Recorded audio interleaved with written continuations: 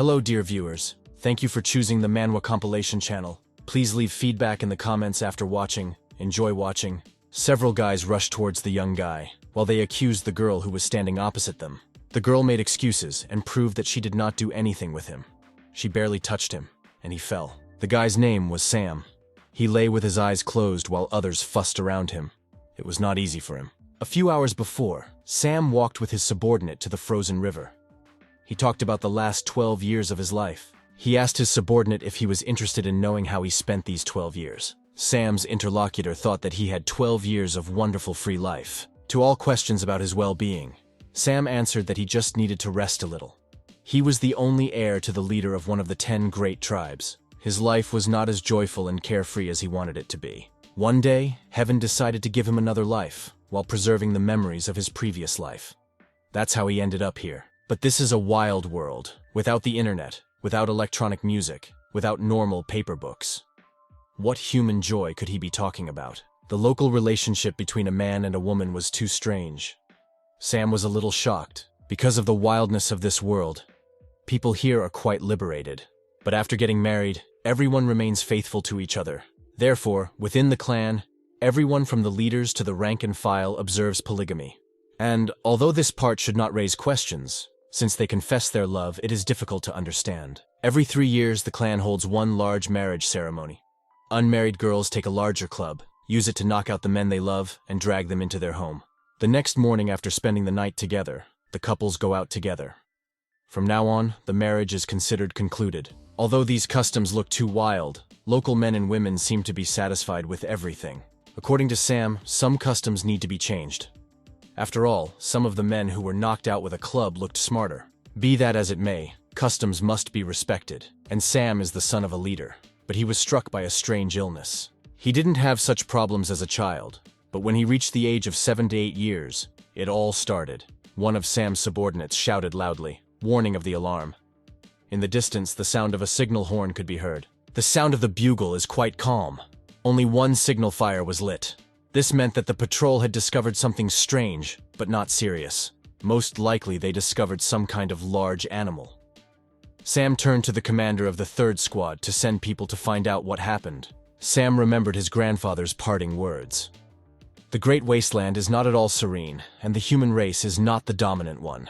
A race of people created before by a heavenly goddess. She settled in what is called the Great Heath quite late, hundreds of times mixed with each other.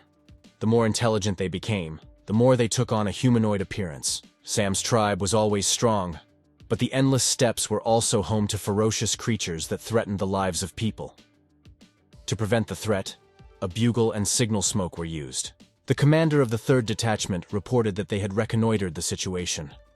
Hundreds of miles away, a pack of animals are chasing something. Sam yawned from boredom and resolutely said that they would not interfere. But the assistant reminded him that sometimes you need to show your military prowess.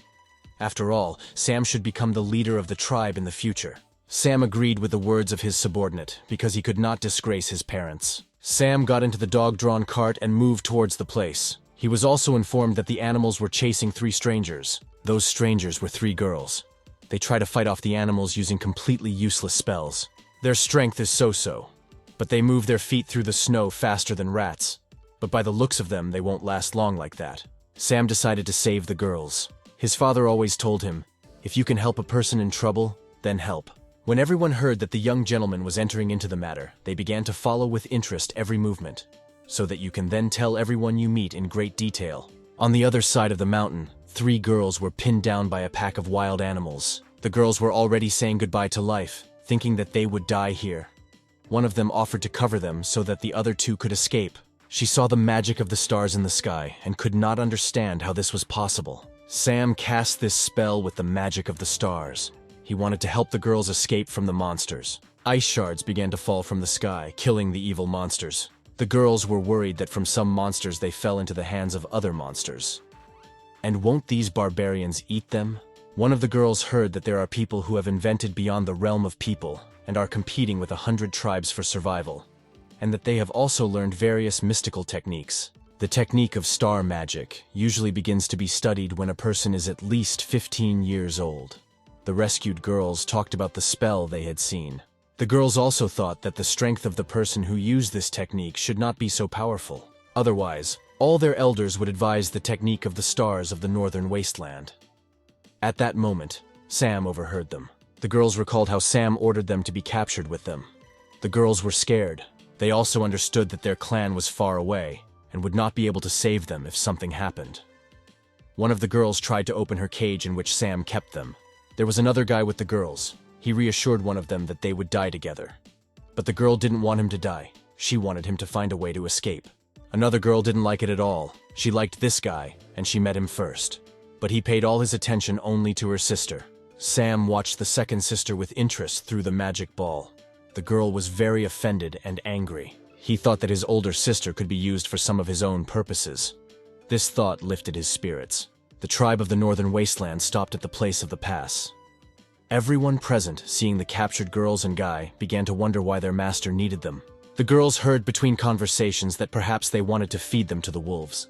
What they heard made the prisoners even more nervous. According to the guy, they had only one way to escape. The girls immediately waited with bated breath for his plan.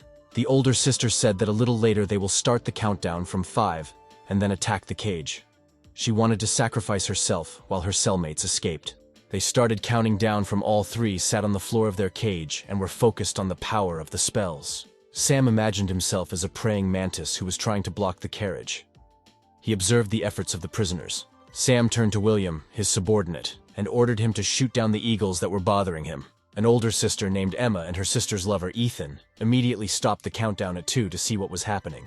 William ordered everyone to prepare to attack the eagles. They prepared to shoot the eagles with arrows. The first arrow flew out, heading straight for the target.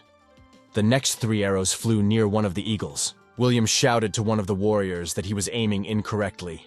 Ethan counted the downed eagles, and there he asked Emma if they should continue reading, because everything was useless. Emma said that they could not escape.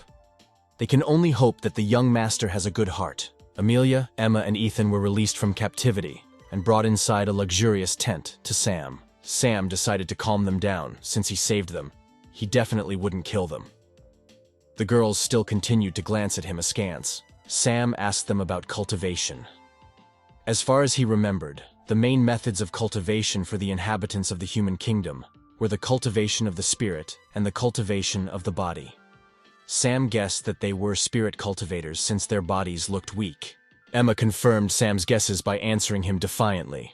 Amelia and Ethan tried not to look into Sam's eyes. Spirit absorption, chi gathering, core condensation. These are the most common cultivation levels in the human realm up to the golden core stage. Since the 3 of them couldn't walk on air, their cultivation level should be below the golden core, meaning they were at the core condensation stage. Emma was the eldest among them, but she was only in the middle stage of the realm of generation. She was sorry that she did not live up to Sam's expectations. Sam saw from the girl that her strength was not great, but he also did not suspect that she was so weak. He couldn't believe that they were trying to explore the northern wasteland when they were so weak. Most likely they were looking for something here. They went here by boat and spent 5 years to find the legendary spirit bird Bayou, so that they could make a pill from its core for the elder of their clan. Sam was pleased with this information. He just had a couple of Bayou birds, and he could give them one, but not just like that. In return, they must do something for him. When Emma, Amelia, and Ethan heard this information, they were very happy that they could save the elder of their clan. He had already saved their lives and was now going to give them the core. But in return, he asked for only one thing, that one of them had to stay and serve Sam for 6 years. Sam agreed to give them the core and some allowances, and also asked someone to escort them to a place where they could get home by boat. All 3 were digesting the information in a stupor. Ethan decided to stay with Sam for 6 years, but Amelia, who loved him with all her heart, could not come to terms with this. Emma thought about the offer for a long time and decided to sacrifice herself. She told Sam that she would stay. Amelia and Ethan should help their elder as soon as possible. Sam thought that actually the man should have insisted on staying, but he liked this arrangement even more. Ethan wanted to argue with Emma and convince her so that he could stay on his own and send the girls home. But Emma was adamant. She had already decided everything. Ethan bowed to her and said that first they would return and save their teacher, and later I would wait for her to return home. The girl remained in the northern wasteland tribe. It was evening. 10 hours had already passed since Amelia and Ethan went home, leaving Emma here. Emma didn't understand why Sam kept her. What did he mean when he said serve him? He also did not make any movements. The girl assumed that he wanted her to take the initiative. She hesitantly asked him if he could be gentler with her. Sam looked carefully at Emma and thought how nice it would be if he were normal, without this strange disease. After all, standing in front of him was a truly beautiful girl. When he realized what she was leading to, he shook his head negatively. He didn't mean at all what she thought. He needed her for something else. The girl looked at him in confusion, not understanding what he really wanted. Sam clapped his hands and called his soldiers to enter the tent. 4 strong and brave subordinates came to Sam. The girl immediately hugged herself with her arms, embarrassed by so many men who were next to her. Sam approached her and extended his hand to her. He asked her to touch his hand with her finger. Emma couldn't understand what he wanted from her. The girl stood in a stupor and looked at the hand he extended. She slowly began to move her hand closer to his hand. The girl looked at Sam warily. She didn't understand why he needed this. He wondered if this would lift his curse. Is this the cure for the human kingdom? As soon as Emma touched Sam's finger, the guy fell to the floor. His soldiers and subordinates surrounded him. The girl was scared and did not understand what was happening. She began to make excuses that it wasn't her and she didn't do anything. The guy fell by himself, she just touched him. After some time, when Sam came to consciousness, he sat on a stone on the lawn and thought a lot about his illness. Emma approached him and, without coming close, asked if he was okay. Sam replied that he was fine, but that she should not come close to him, because loneliness is also a relationship. The girl asked Sam, "Isn't it strange that such a disease exists? Does this mean he can't touch any women?" The guy replied that until yesterday, he thought that only women of the northern wilderness. But it turned out to be completely different. She said that she had never heard of such an illness even in the human kingdom. Sam said he calls this disease female slumber. Emma wondered if he was born with this disease. After all, it was something unusual, something she had never heard of, and could not even imagine that it was possible. He developed this disease when he was 7 years old, and he couldn't understand where he got it from. Emma assumed that something happened to him, or there was some kind of injury. When she got a little closer to him, the guy pulled back. He said that the only thing is that he began to study stellar technology, but he doubted that it could lead to such consequences. There are thousands of shamans in the tribe who study this technique. Why was he the only one who got sick? Not far from Sam, there were several girls. They all smiled sweetly at him. An elderly woman sat in the center and smiled sweetly at him. It was his grandmother. Sam asked what she was doing. Grandma continued to smile. She was simply checking to see if the divine blessing had gone, as the tribe called his illness. If it's gone, then he needs to hurry. He's already far from the other known tribes. Sam told his grandmother that he had a lot to do and asked the girls to take care of her. Without saying anything else, he headed away from his grandmother's questions. Turning to Emma and pointing his finger at her, he told her that she would go with him. Sam asked the girl to say her name. He wanted to get to know her better. The girl said her name. She looked at Sam carefully, stopped being afraid of him. In response, he said that she had a common name and asked her to tell him about her clan, how long she had been cultivating, and how old she was. Emma began to tell that she had been in the Qinfeng clan since childhood and studied with Master Dong for more than 30 years. Although there were many cultivators in the clan, everyone respected each other and helped each other on the path to becoming immortals. This means that she is from a small clan with mediocre talents and her body is over 40 years old. Sam was very interested to know more. After Emma entered the kingdom of Seal, she could live for 1,000 years. The girl began to get angry. Sam sent her a glass with a wave of his finger. Emma caught it and looked at him questioningly. The guy silently ate grapes. She will have to stay with him for the next 7 years. He promised that he would reward her. She wouldn't have to do anything other than help him test some cultivation theories. He also wanted Emma to tell him in detail about the human kingdom. He invited the girl to drink wine. Sam told her that her brother and sister left at night. They were lucky that a boat from the human kingdom was passing by.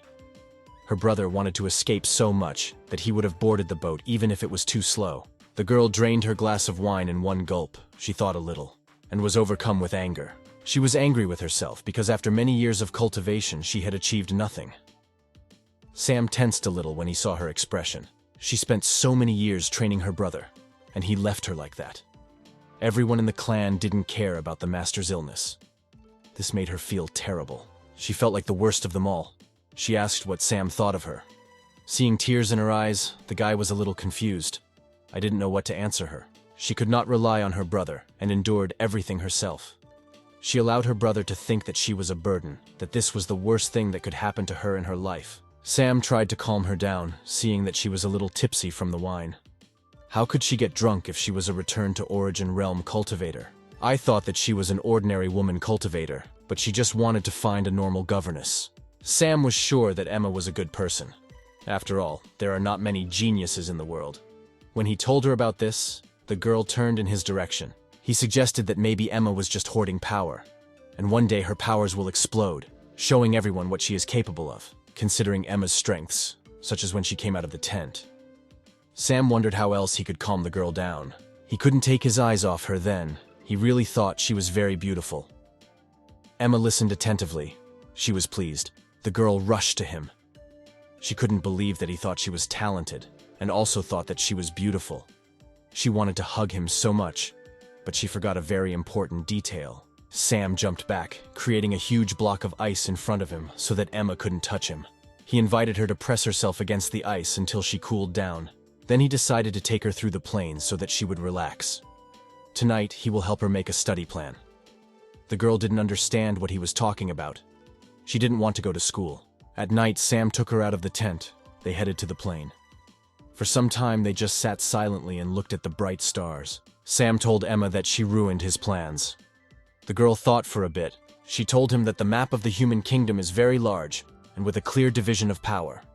She was still dizzy. Sam got up to go home. Tomorrow, Emma should become his official teacher. Emma thought that the gentleman unexpectedly turned out to be kind. During all this time, he did not do anything bad to her. The girl relaxed a little. 6 years is just 2 imprisonments for hard-working cultivators. It won't be long at all. From the very morning, they brought a huge barrel of water to Emma. The girl didn't understand why she couldn't wash herself in the tent. In the kingdom of men, they do not wash in the open air. Sam said that she had already reached the hungry kingdom and she did not need to eat. So he asked to collect the dew. Emma thought in horror, does he really want her to drink this? All her attention was focused on a huge barrel of water. She's not a fish. She won't be able to drink it all.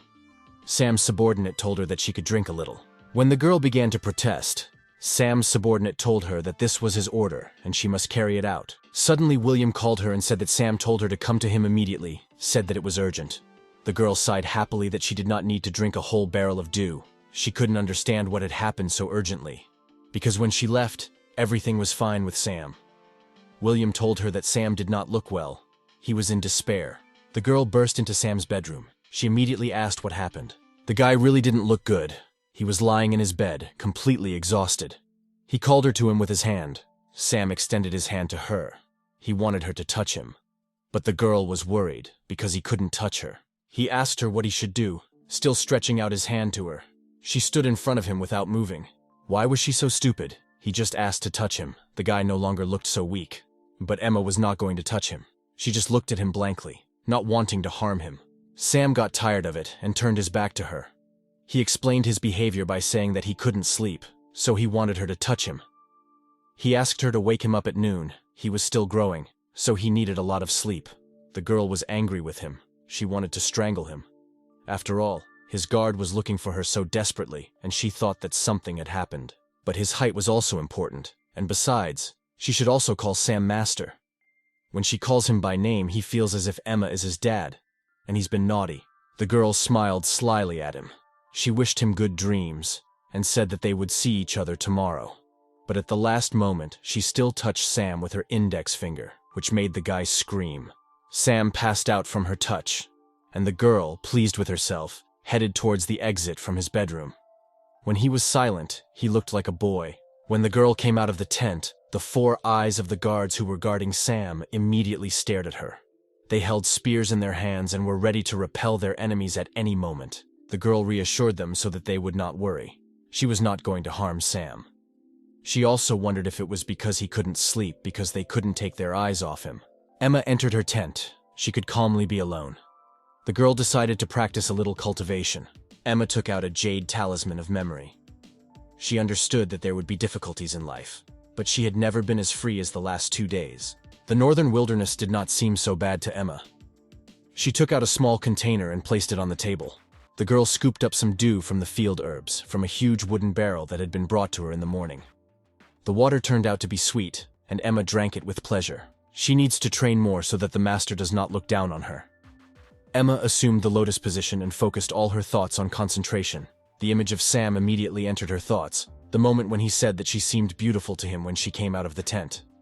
The girl thought, if not for his illness, what would he be like? The next day, Emma and Sam were in his tent. They wanted to begin his cultivation training. Sam was very worried and unsure. Emma told him that he needs to stop hesitating, because she is a girl, but still because he is not worried. Having gathered his strength and calmed down a little, Sam began to take off his outer clothing. He didn't know how it all actually happened. The guy assured her that he only needed a basic cultivation technique to test his aptitude for it. Emma explained to him that cultivation is in the heart, so you don't need to move much or take off your clothes to do it. The main cultivation technique used by Emma's clan is not unique. This is one of the basic techniques common in the human kingdom. Only the greatest clans use their own techniques. And when their disciples become stronger, they can learn high-class cultivation techniques. However, Emma took the Demon Heart Oath, so she cannot teach Sam the Wanyue art technique. Sam asked her to start quickly. He couldn't wait to start cultivating. The girl, they expected him to be so passionate about cultivation techniques from the human realm. He needed to find a way to cure his strange illness. He wanted to have fun for a couple of years before marriage. Therefore, with great diligence, he listened to everything that Emma told him. One needs to meditate for a long time, so it is important to choose a comfortable pillow for cultivation. She summoned a soft pillow with the power of thought. Sam decided that he needed to bring his father's jade pillow. He thought that this particular pillow would help him speed up his cultivation. The girl asked him if he really needed such luxury. Jade is very hard and not suitable for this, but when Emma saw that very pillow, she opened her mouth in surprise. It was a pillow made of 1,000-year-old jade and 10,000-year-old black ice inside. Sam looked at her in surprise. He usually sat on this pillow when he was angry. It helped him put his thoughts in order. The girl could not resist and asked him if his tribe produces such valuable materials. Sam pointed her to one of the snow-capped mountains. All the mountains within a radius of 3,000 kilometers belong to his tribe. The girl looked at the mountain in the center. So, the snow-capped mountain is a very important place. His tribe lives there. The guy explained to her that the snow-capped mountain is a sacred place. Only his mother lives there. And they will be able to visit her when there is time. The girl may even benefit from this. The girl wondered whether the meeting with his mother would be too early. The guy returned her attention to learning cultivation. He saw that the girl was thinking about something wrong. Emma explained to him that he must understand what chi energy, essence, and mind are. Cultivation is the transformation of natural chi into one's own. Before Sam could plunge into his thoughts, he found himself pulled into another space. The girl looked at him in surprise and could not believe that he was cultivating for the first time. She didn't understand how he was able to absorb the spirit on the first try. It took her 6 months. It was unfair. Then she realized that something was wrong. Something was happening. The girl immediately jumped to her feet. The art of 1,000 absorptions should not be so strong. Lightning appeared above their tent. Lightning passed through the roof of the tent and struck Sam directly in the forehead. The guy grimaced and screamed in pain. Emma couldn't understand what had happened. This was not a joke. The girl swore that she'd given him the real art of absorption, and it should not have been this way. Sam coughed a little, but calmed the girl so that she would not worry. He thought that his ki had deviated, and asked Emma if she was sure that he was not studying a false technique. The girl told him that this is impossible. They use the art of 1,000 absorptions to create a foundation. This cannot be done with false technology. He invited Emma to cultivate for him herself, to show spiritual energy so that he could see how it works. When the girl sat on the jade pillow, she felt that her spiritual sensitivity had increased significantly, and it also stabilized the girl's brain. Emma thought that if she had had such a pillow before, it would have absorbed the spirit in 3 months. The girl concentrated, and immediately her spiritual energy sparkled around her. From the very beginning, Sam did not notice any difference, although he watched very carefully. The only difference is that its cultivation does not use the power of the stars. This led Sam to have some thoughts about this. He thought that the power of the stars, or the star technique, was rejecting the cultivation techniques of the human kingdom. The guy plopped down on the sofa, turning this thought over in his head. Sam's guard, who was standing near the tent, began to get nervous. The gentleman and this woman had been there for several hours. They were worried that maybe something had happened. One of the soldiers hoped that something had happened between Sam and Emma. then it will mean that he is cured. His sister gets ready for Sam every day. After some time, Sam began to teach Emma the star technique. After several attempts, the girl screamed. She told Sam that she couldn't take it anymore and wanted to stop. The girl looked tired. The girl fell to the floor from excess strength. A few drops of blood appeared on her lips. She couldn't train anymore. She told Sam it was impossible. As soon as she began to study the star technique, her QE lost calm. She hasn't eaten, so she doesn't have much blood or strength. Sam agreed to stop. He told the guards to bring food and blood loss medicine for Emma. Emma looked at Sam. She noted to herself that he was so young, but so handsome when he was serious. Sam sat on the side and thought about something. The girl caught herself thinking and immediately pulled herself together. She is only here for 6 years. Besides, Sam is the leader of the Plains. How can she fall in love with him? She agreed with herself that she had lost control because of his strange illness. Her cheeks flushed, and she smiled to herself. Sam noticed her and couldn't understand what was wrong with her. He thought it was a side effect of the training. Emma wondered if she could help him cultivate and cure his illness. Cultivation techniques in the human realm focus on essence, ki, and mind. Sam realized something and decided to ask Emma about it. In the human realm, they purify essence and cultivate, then use ki to absorb at once before reclaiming Taishu and achieving godhood to increase their lifespan. Sam told Emma that he had misunderstood something. The guy leaned over his chair to get something from there. He took out a huge wooden box from there and placed it right in front of the girl. She watched him silently, waiting for instructions. I asked her myself if there is a special understanding of star technology in the human kingdom. To which the girl replied that they only have a few mentions of her. The usual understanding of star technology is that shamans pray to the goddess of the stars to gain power that can control wind, snow, rain, and lightning. Sam wondered if the goddess of the stars existed. He realized that he had been wrong all along. He would not have mastered the star technique if he had been wrong. He squinted, remembering something. Sam remembered his first training session. He decided not to tell Emma anything, perhaps for now. Many years ago, there were rules to protect the universe. Sam began to remember some things. These rules allowed mortals to receive the power of the stars. Mortal I could resort to hypnosis itself through prayers, to strengthen your mind and resonate with the stars. With this method, a mortal could expand the power of her mind to draw the power of the stars and use various stellar techniques. Sam understood that he was too weak, but if he strengthened the hypnosis itself and cleared his mind, he would definitely be able to become stronger and study everything faster than usual. The guards near the tent heard Sam's voice from inside. The guy was calling someone a disgusting monster and punishing someone in the name of justice. The guards decided that he was talking in his sleep. Sam was very pleased with himself. He felt like a stellar Superman. He found some kind of solution. Mentally, he returned back to Emma's tent. He tried to hypnotize himself, and he was pretty good at it. Theoretically, stellar technology trains only the mind. He needs to supplement this essence and QI from the human realm cultivation technique if he wants to become stronger and live longer. Sam asked Emma if she could check if the star technique, the cultivation technique of the human realm, did not reject it. The girl told him that her ki was fine, but the power of the stars disrupted its flow. This is definitely due to the power of the stars. Sam asked her not to come. He needed to check something. The girl did as he asked and remained standing still. Sam asked her if they really met 2 days ago. The girl closed her eyes, not understanding why he was asking about this. But despite all the strangeness of Sam, she answered him that yes, they met 2 days ago. Sam looked at the girl. She was absent-minded and did not understand what he wanted to do. Sam only told her that it was his decision as the heir of the tribe. He decided that he needed to protect his whole wise woman so that she would not succumb to his pretty face and attack him. So he called his guards into the tent to take her out. But Emma objected to him that she was here only because of the contract and not because of him. Security surrounded the girl to prevent her from approaching Sam. Sam immediately began to meditate with concentration. He asked the great goddess of the stars to help him. He was already far from reality. His body and mind were in a starry galaxy. The guy continued to try to find answers to his questions. Emma watched him from the side. She couldn't believe that he could have such star power. He was on par with her clan leader, who was in the final stage of golden core cultivation. 2 guards did not allow the girl to take a single step. They were worried that she would not interfere with Sam, because he needed complete calm and concentration. The subordinates understood that their master was becoming stronger. This was a blessing for the tribe. It was difficult to resist his aura, but they had already gotten used to it. Emma also felt his imposing presence.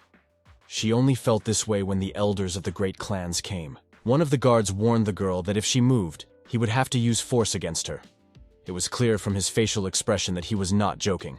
To be more confident, the second guard told her that he could break her back if she suddenly disobeyed them. They understood that they needed to concentrate and were ready to do anything for their master. 10 hours have passed since Sam began his meditation. All this time, Emma stood silently and did not take a single step. The security thought that she had fallen asleep. They decided to be vigilant in case the girl suddenly pretended to be and wanted to attack. 3 days have passed. Sam still remained motionless, lost in his thoughts. When the guards got a little bored, they figured out how to cheer themselves up. One of them was chopping watermelons with his dagger. The girl supported them and explained that the martial techniques of the human realm are strengthened with control. One of the guards gave her a watermelon. He saw that she knew a lot, so he asked if she knew when the master would wake up. After all, 3 days have already passed, and he has never trained so much. Emma replied that you just need to wait. After all, his presence was still incredibly strong. She was sure that there was no need to worry. Sam was immersed in his thoughts all this time. His training was very necessary for him to deal with his illness. He thought about what could go wrong. Why are other cultivation techniques rejected? He needed to find an answer to this question. He saw a harp in front of him. Every string on this architecture is stellar technology. He became the greatest star seer at the age of 12 because his grandmother is the chief shaman of the tribe. According to the hierarchy of shamans, star seers are higher than shamans, seers, and great seers. Above the great star seer, only lunar seers and only solar seers can receive their own title. In the entire northern wilderness, there are only 7 solar seers. Moon seers can become the chief shamans of any great tribe. Sam's cultivation technique is fine. Otherwise, he would not have been able to become a great star seer. But he didn't understand why the power of the stars was stopping him when he was trying to cultivate the technique of the human kingdom. The basis of every cultivation technique is resonance with the laws of the universe. Once a cultivator resonates with the law of the universe, he can use that law to manipulate the corresponding spiritual energy and cast spells. He himself thought that if the law of star technology stops him from studying the cultivation technique of the human kingdom, this may be the very reason. He was wondering, is there a limitation of techniques in a property star cultivator? Or does the law itself contradict the cultivation technique of the human kingdom? His illness appeared at the same time he was studying stellar technology. Grandmother and mother called it the blessing of the goddess of the stars. Was this related to stellar technology? His mind became stronger. Sam was pleased. He thought that he was getting closer to the laws that protect the stars. The power of the stars can train the mind. If he used the human realm cultivation technique to absorb the power of the stars as spiritual chi and pass it through his body, then he would be able to temper the body with the stars. But he still thought that he didn't need to get so carried away. But these thoughts brought a slight smile to his face. Sam did not want to risk his life. He needed to first use part of the star power, because then nothing would threaten his life. Nothing will stop him. The world will be commanded by his will. This gave him confidence and added strength. When Sam finally opened his eyes, he called upon the power of the stars, sincerely believing that he would succeed. He looked around and could not understand what kind of place this was. Where is the law stopping its cultivation? Sam saw in front of him something that attracted his attention. He immediately decided to fly closer to see what it was. It was a thin white thread. As soon as Sam flew up to her, he immediately grabbed her with his hand. The thread began to slowly envelop Sam. But he felt that the stars were calling him, so he held on tightly without letting go of the thread. The thread completely tied Sam up and began to pull him up. The guy understood that the Milky Way can be seen but not touched. But why was he drawn to him? Raising his head up, Sam saw that he was approaching something black and round. He immediately thought it might be a black hole. It seemed to him that this was a way out, but he did not understand where it led. He continued to approach the black hole. Soon, the guy saw in front of him a large building with huge columns. Looking around, he immediately realized what kind of place it was. This is where stellar technology comes from. It contains all the answers to the laws of the stars. Sam saw that a woman was standing between the columns. He looked straight at her. It seems he immediately recognized who it was, but he couldn't believe it. The guy decided to move closer to make sure that he knew this woman. She also looked back at him, but did not say anything. Sam couldn't believe that he was in a divine, starry place. He wanted to ask many questions that tormented him, but everything began to disappear. Lightning flashed in the sky above the tent. and dark clouds covered the sky. One of the lightning strikes directly into the top of the tent. Emma looked out into the street in fear. She could not understand what was happening, where such destructive power came from. Is this really divine retribution? A green flash in the shape of lightning struck the center of the tent with a roar. Emma called Sam in fear. She was very worried about him, because he remained inside. She realized that it was too late. The girl covered her head with her hands to protect herself from the lightning, which was a few meters away from her. Sam returned to his body after cultivation. In his memory, he still saw his mother between the columns. But she was really here, and he felt it. His mother was very beautiful. She had long blonde hair, bright blue eyes. She looked like a goddess. She saw this green lightning. With one wave of her hand, Sam's mother stopped the lightning and sent it back into the sky, saving her son from divine retribution. Seeing Sam's mother in front of them, the guards immediately knelt in front of her. Emma continued to stand on her feet, not understanding why they were bowing.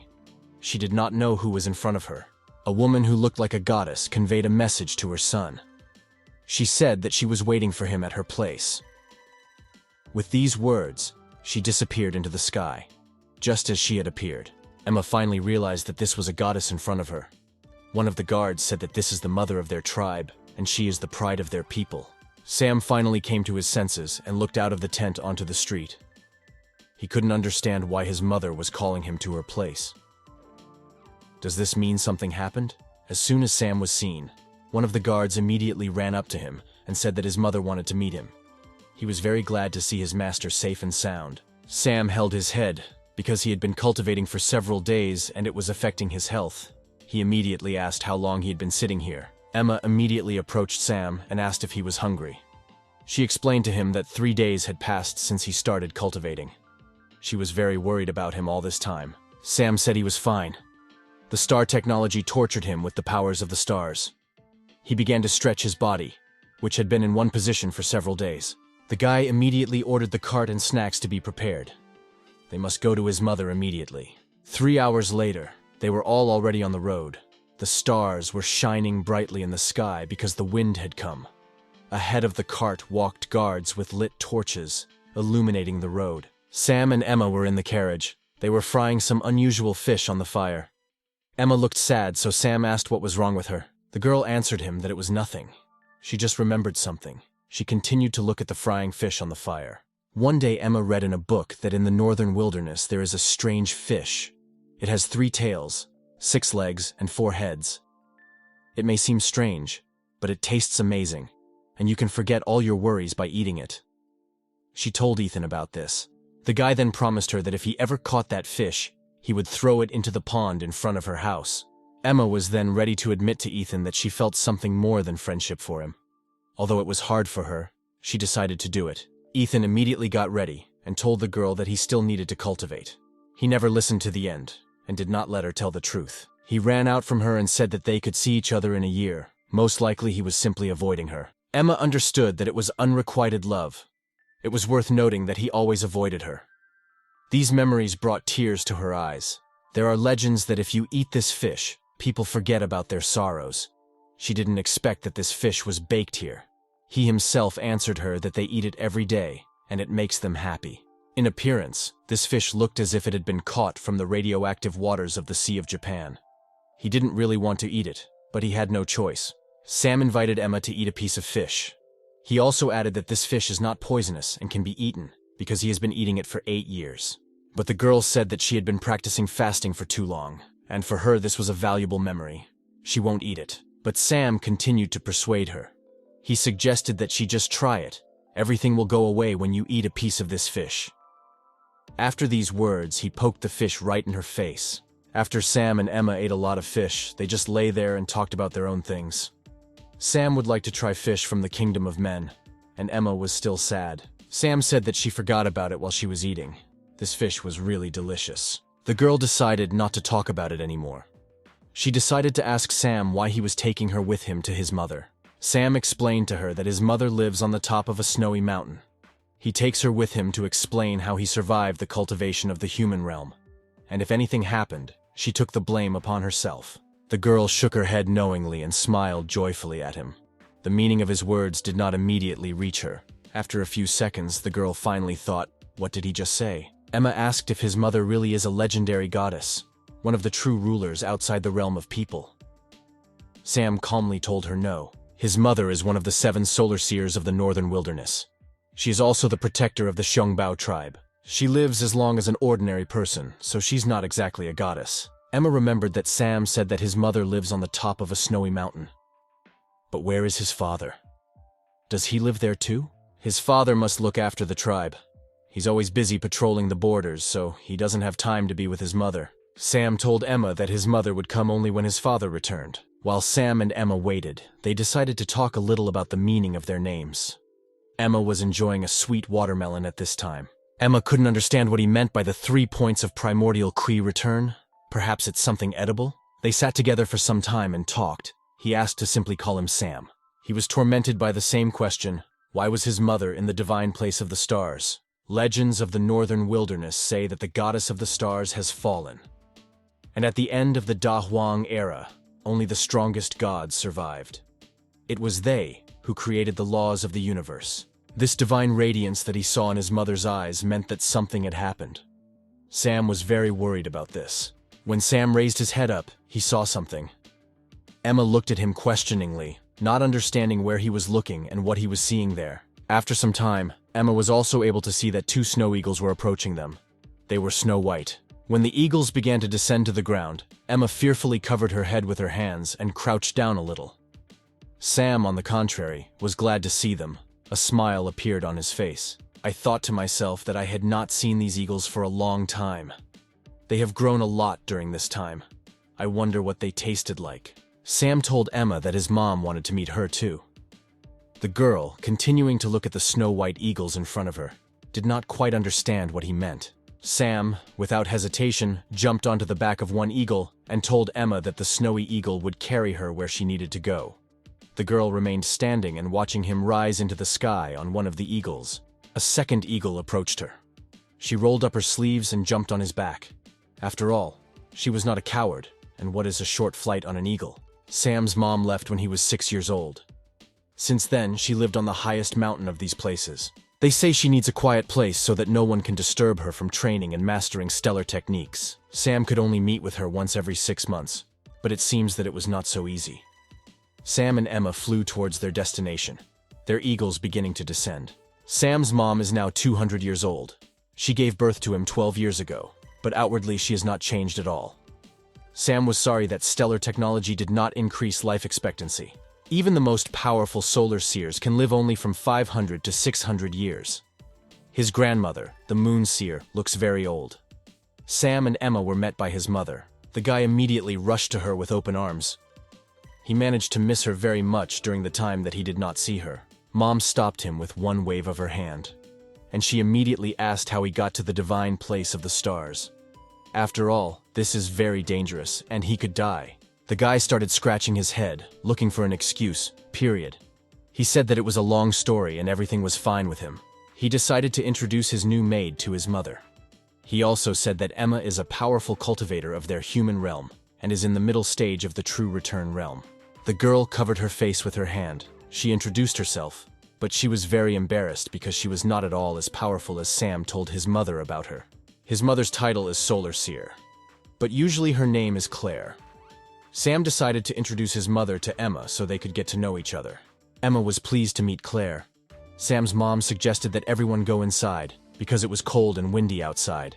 She looked very nice. Emma waved her hands in protest, assuring her that everything was fine and she was not cold. She also wanted to appear nice to her. Sam, turning to his mother, said that Emma is a cultivator, so she can withstand both snow and wind. They can leave her outside. Emma watched as Claire and Sam walked away. She couldn't believe they actually left her waiting outside. The girl just wanted to be polite. She looked for some time at the closed doors behind which Sam and Claire had disappeared. The girl sat down on one of the stones. She was angry with Sam for bringing her here to leave her on the street. Why did she even come then? When Sam closed the door behind him, his mother immediately began to look at him. After all, she hadn't seen him for so long and missed him very much. Sam immediately warned her to watch him from a distance. After all, he still has not cured his strange illness. Mom was not happy with his words at all, but Sam decided to calm her down a little and said that he had found a way. He asked her if she was the goddess of the stars. This question unsettled Claire a little, period. And she even laughed a little at his words. Claire said that he is a stupid boy for thinking that she is the goddess of the stars. She is just dust among the stars. How can she be? But if she was a solar seer, why then was she in the divine place of the stars? Where are the other sunny provinces? Claire calmly answered him that it was because she was the strongest. She told him that he had developed his star technique well. He can even get to the divine palace on his own, but it was bad that he was a boy. To become a solar seer, you need to be a girl. The mother took an apple from the table and threw it to Sam. S listened carefully to his mother, so as not to miss anything that could help him. He was also interested in the question of why he could not become a solar seer. Mom explained this to him by saying that the goddess of the stars is a woman. She will not let a man near her. But then she added to calm her son a little. She told him not to worry, because she could always protect him. But her words didn't make him feel any better. Claire also added that unfortunately, she could not do anything about his illness. She really was very sorry. Sam asked if she's sorry. Does that mean she will give him whatever he asks for? Claire replied that she would give everything she could. Sam didn't know if he could get rid of this disease and was ready to live his whole life alone. But not with their tribe. The tribe needed an heir. He didn't want anything bad to happen because of him. A great idea appeared in his head. He suggested that his mother and father have another child. He thought that this would be the best solution. There was complete silence between them for several minutes. Seeing how sadness appeared on his mother's face, Sam immediately understood everything. He realized that they no longer loved each other. When he asked about this, Claire assured him that they still loved each other. Now they rarely see each other, but they still have feelings. They still meet once or twice every 3 years. Sam thought that this was even worse than the story of the shepherd and the weaver. Mom smiled at her son and said that now that she'd become a solar seer, it was difficult for her to have children. When morning came, Sam and Emma began their journey back home. All the way home, Sam remembered his mother's words that in the end, every blessing has its price. This meant that his illness was due to something that his mother did not want to tell him about. Sam's mom told him she would help Emma open her brain pathway and pressed on her forehead. The guy looked closely at the girl to understand whether it helped her or not. He thought a little. Because she looked like she'd become even more naive. He was also haunted by the fact that this was the first time he had argued with his mother. And I thought that she was probably angry with him for this. Sam rose from his seat, taking paper and pen from his pocket. He wanted to write down some thoughts, but then he thought, who even keeps diaries now? And he threw the diary and pen aside. He looked at Emma, who was sitting and thinking about something. He called her name. The girl immediately threw away her thoughts, turning her attention to Sam. The guy approached her. She looked up at him and asked him what he wanted from her. Sam told Emma he wanted to check something. And he asked what is the life expectancy at different stages of cultivation in the human kingdom. Emma replied that when the core compaction stage is reached, after the foundation is created, the body gains strength and life expectancy increases by about 1,000 years. As they cultivate, hidden injuries will accumulate, so most only live to be 800 and 900 years old. Upon reaching the golden core stage, life expectancy increases to 3,000 years. Once the nascent soul is formed, life expectancy increases to 6,000 years. Some say you can live up to 10,000 years. There are 9 main stages of cultivation. The higher the cultivation level, the more vitality there is in the body, and naturally the longer life expectancy. Sam wondered if it was an illusion. What did Mom do to her, and why is Emma so ordinary? Sam also asked her what happens when you become immortal. Emma replied that immortals should live forever, but this is just an exaggeration. Otherwise, their ancestors and saints would not have died. Sam again remembered that his mother refused to tell him the secrets of stellar technology. She also refused to answer his questions about the goddess of the stars. She even refused to have another child with her father. It was difficult. But the guy was grateful that his mother promised to find a way for him to use the human realm cultivation technique. Sam understood that stellar technology would not increase his life expectancy, but the cultivation of the human kingdom was prohibited by the goddess. Even my mother couldn't escape the restrictions, even though she is an excellent example of star technique cultivators. Is there any point in being so strong but living so little? The skies of the northern wilderness seem so small now. Sam's mood worsened a little. They still continued to drive home. Suddenly, the perfect idea came to Sam's head. He immediately told Emma that he had decided something. The girl asked what exactly, trying to understand what was going on. Sam said he had to cultivate to solve all the problems. If he is not cured in 100 years, he will be cured in 1,000 years. She had a premonition that some human clan would be deceived by a lord from a large tribe in the northern wilderness. But she continued to support Sam's idea. Sam sat in his tent and looked at the amulet hanging in his hand. He thought that with this trinket his plan would succeed. When he was at Claire's house, she gave him this amulet so that he would put it on and the divine palace would not feel his stellar technique. This way, he can cultivate the human realm technique without any problems. Claire warned him that if he forgot to put on the amulet, she would pretend that she did not know that he was studying human realm cultivation techniques. Once he built his foundation, the divine palace would not be able to stop him. She also told him to remember that this cultivation technique could not be used in the northern wilderness. Otherwise, he would receive mockery and disrespect from the goddess of the stars. We must give credit to Sam's mother, who rules the laws of the universe. He now has a dual cultivation system thanks to Claire. Sam placed the amulet around his neck, but now he understood that his illness had nothing to do with the divine palace of the stars. He continued to think about a solution to this problem. Walking around the tent, he continued to think what was the matter. What is his illness actually connected with, and how to get rid of it? One of the women saw Sam leave the tent and asked him if he really wanted to leave, even though he had just returned. The guy told her that he had reached the highest point of stellar technology and received instructions from his mother. He wanted to go to a quiet place to train until his father returned. The woman told him that he was only 12. Did he really want to ascend to the level of a lunar seer? Sam calmed her down and said that this was a small ascension. Among them, there may be only 10 lunar seers per century. He still has a long way to go. Sam's father worked hard to protect their lands. The guy asked them to make sure that his father had enough supplies and did not need anything. Having said goodbye to everyone, he went to train. He did not yet know the time of the training, but most likely it would last a long time. The number of lunar seers was constantly changing, but Sam did not understand why there were only 7 solar seers.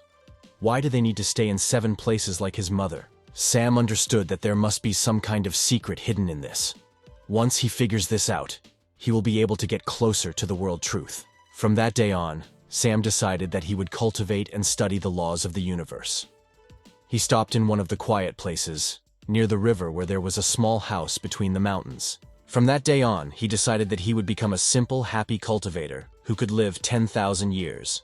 The guy also decided that he would study cultivation techniques every day so that he could quickly heal and he could develop relationships with immortal girls.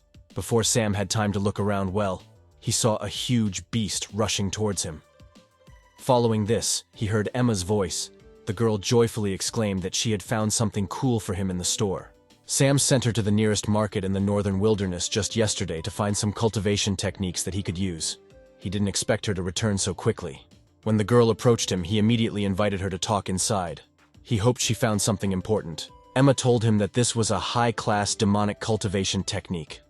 Although the demonic clans sound like they are the opposite of the immortal clans, in reality there are only slight contradictions between the principles of cultivation. Their techniques are quite similar. Emma showed him the book that she had brought with her from the market. To be honest, Sam wasn't sure about the demonic and immortal clans. When Sam looked at the book, he invited Emma to try it out. The first question he asked her was whether she knew what a man and a woman do on their wedding night. The girl told him that they bow to each other, get married, take off their veils, drink wine, put things in order in the newlyweds' room, sleep together, and in the morning show respect to their masters and elders. Sam told Emma to relax. It seemed like there was nothing to blame her for. He also added that it seems that Emma is much less aware of this matter than her sister. No wonder Ethan left her. The book Sam was holding in his hand was not what he needed. Emma angrily objected to him and said that her sister was definitely worse in cultivation. She also added that this is a real technique. She checked the contents of the book. The guy told her that he wanted her to go to another room and carefully read about the technique that was described in this book. Sam told her that the girl needed to pay special attention to the instructions and think carefully so as not to make such mistakes again. Taking the book in her hands, Emma went to another room. But until recently, she did not understand what her master meant. What was wrong with this technique? The girl thought she had bought a fake. She opened the book and flipped through a few pages. Horror appeared on her face. Sam heard Emmy screaming from the other room. He also thought that at least some reaction was good. The girl thought, how is this even possible? How do they exchange chi when their bodies are so intertwined? She dropped the book on the floor in horror and covered her face with her hands in shame. She offered this to a 12-year-old boy. The girl wanted to be killed on the spot. Sam continued to look for new techniques, and one of them he decided could be used. But it is lower than the great yin-yang combination. If only he didn't have this disease, then he would be interested in learning the great yin-yang combination technique. Cultivation was too slow. Probably, you need to understand the essence of cultivation in order to increase the speed to that of star technology. Stellar technology is a blessing from above. The point seems simple when you just need to pray to get power, but in reality, they are simply borrowing these powers. But the cultivation technique of the human kingdom increases their potential. They can use their understanding of nature to sense the laws of the universe, harness spiritual chi, and create superhumans. Sam realized something. He could use his experience in the star technique and compare the two cultivation techniques. Maybe he could get closer to the essence of both. Receiving spirit, concentrating ki, true return, studying the core. The 4 pillars of foundation building are mature cultivation systems. This is the apogee of past cultivators throughout human history, but this did not mean that it had to be followed. Sam could use his way to open a new path. And he continued his cultivation, looking for all possible options and techniques. Emma sat and knocked on some stone with a hammer. She looked very strange. It was as if her mind wasn't here. The guards began to notice that Emma had been acting strange lately. They saw that she had taken a wooden ball somewhere and was hitting it all day. They thought it was a ritual to harm the master. One of the guards told them not to worry. He heard that the master cast a spell on her so that she could not betray him or harm him. Emma continued to knock, and thoughts swarmed in her head about why the gentleman thought so complicatedly. She wanted to calm down, and the wooden hammer helped her with this. The girl was completely lost in her thoughts. She closed her eyes a little, and it seemed to her that she even felt better. The girl recalled how Sam bombarded her with questions. He asked her how she would explain this. Could she look at the flow diagram? And what's wrong with it? Chi has a form. It continues to exist without it. Fire uses fuel. It continues to exist even when the fuel runs out. Sam told the girl that yesterday, when she was talking about how to use chi to move objects, he found a lot of illogical things that the enemy can destroy.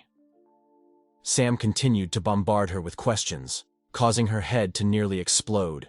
The girl kept saying the same thing, that Sam is a monster.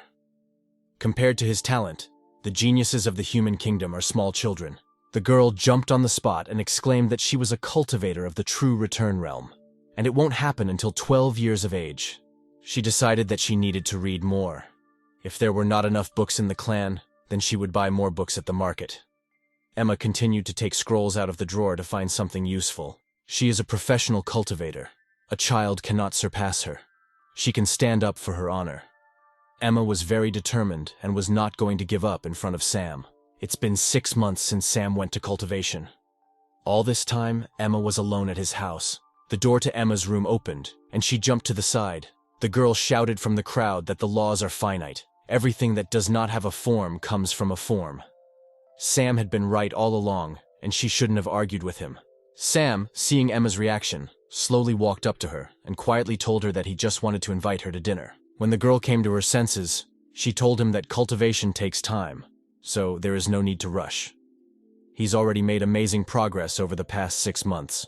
Why shouldn't he take a break? The guy answered her that she was right. He wanted to rest for a couple of days from cultivation. Besides, William should be back very soon. Before Emma had time to answer Sam, the door swung open. It was just William, and he was on time. Bowing before Sam, William said that the date of the first test of the leader for Sam had been determined. The test is due to take place in 3 days.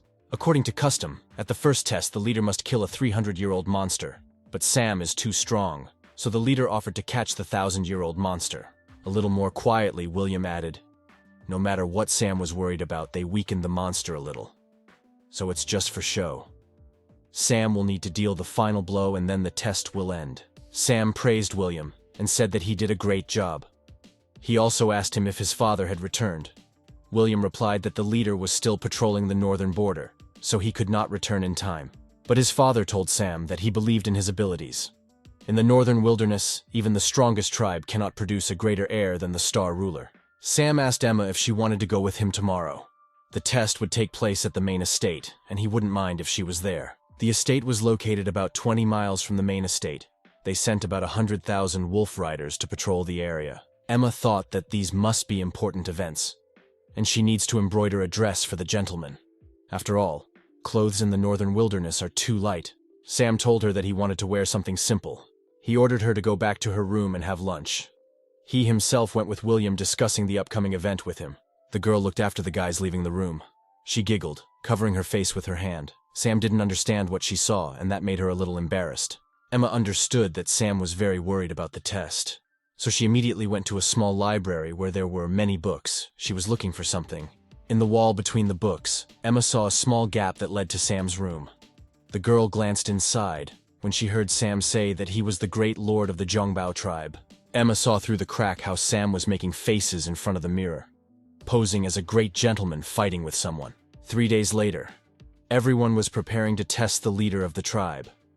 A lot of people gathered to watch this battle. Today, their master will show his strength, and the goddess will protect him. They believed that he was the only one who could defeat the 700-year-old beast. Before the test, Sam asked the goddess to bless the Zhongbao tribe. He was calm and focused. He was confident that he could pass this test. A beast stood in front of Sam. He looked terrifying. He had sharp fangs, and his eyes glowed as if he was a ghost and not alive. He was ready to attack at any moment. Sam stood on a small rock and shouted to his people that he would lead them and their children into the northern wilderness. He asked to pray to the goddess of the stars for the well-being of their famous tribe, to pray for the long life of the leader, to pray for the safety of their families. Emma sat on the side all this time and watched him. She was even a little glad that she knew Sam, but she didn't know a lot about him. During these 6 months, only now did she notice how much he loved his people. Only now the girl seems to understand that her master has suddenly matured. He had a great responsibility for all his people and for his entire tribe. Sam readily jumped off the cliff onto a chariot drawn by animals. He was ready to fight the monster. Sam was even a little happy because this was his first test. He wanted to prove to everyone that he was no longer small and could be responsible for himself and his clan. At that moment, Emma realized that something was wrong. A sign lit up on her forehead, and she could not understand what it meant. She looked up into the sky and saw something there. Emma's eyes caught some bright flash. It was like a bright star, but it was approaching the ground very quickly. At this time, Claire was at a meeting where all 7 seers were present. Someone interrupted her. It was one of the masters. She was told that she could not stop the blessing of the goddess of the stars. Claire objected that this is the law of the northern wilderness. They must maintain a balance of known tribes. The goddess of the stars heard their prayers. Claire was interrupted and told that the blessing could not be stopped. They ordered her to stand still until everything was over. A monster descended to the ground, and it was much scarier than the one Sam had to compete with a few minutes ago. The beast that was chosen to test Sam got ready and tensed a little. Sam felt something strange. It seemed to him that he was afraid. But he immediately threw these thoughts aside. He pulled himself together. Someone shouted that the test had begun, and for Sam to be careful. The chain that the monster was tied to broke as it moved forward towards Sam. The guy took a luminous ball out of his pocket and, smiling, decided to look at the cause of his anxiety. Throwing his hand with the ball up, Sam illuminated the space around him with blue light, inside of which there was a symbol. Now was the test of kings, and he did not want to expose himself to everyone's attention. But the next second, Sam saw the monster he was supposed to compete with turn around and start running away. Something really scared him. The animal that was harnessed to Sam's cart also became nervous and began to run away. Sam couldn't understand what was going on. He didn't like it. The guy decided to turn around and see what was happening there. When he raised his head up, he noticed some strange circles that were flying from the sky straight to the ground. He thought that it might be a meteorite. But then, what is this glow at 100 kilometers? People who observed this incident began to bless the goddess of stars. They believed that she sent them her blessing and could not understand why she chose them. The monster descended to the ground. He let out a flame from his mouth that filled everything around.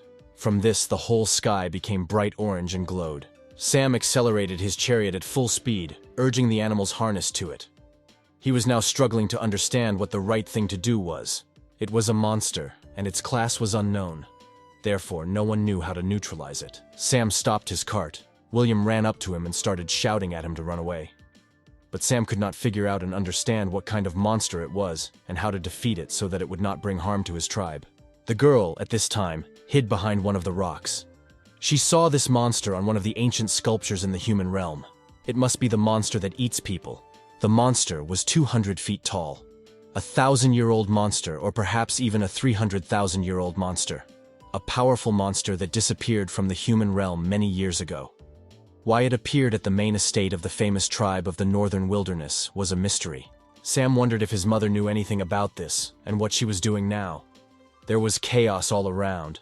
People were running in different directions, and could not understand what to do. Sam called William over to tell him what to do next. He himself was ready to help others and fight the monster if necessary. An orange spot appeared between the monster's eyes, and it began to glow and ignite. The monster was ready to unleash fire again on everyone around him. Sam ordered no one to panic. He decided to use Plan B, and ordered General William to do it. The guy himself began to attack the monster, releasing from his hands arrows made of ice, which were so sharp that they cut everything in their path. Sam shouted, giving commands for them to blow the horns, light the lights. At this time he continued to attack the monster with his power over and over again, but this did not bring much success. He ordered William to help everyone leave the main estate and evacuate everyone from here. William continued to carry out Sam's order. First the old people and children. He also told some of them to stop praying and start running away from here, because the Lord would not last long. Sam continued to fight the monster, but it was too huge, and Sam did not have enough strength to defeat it.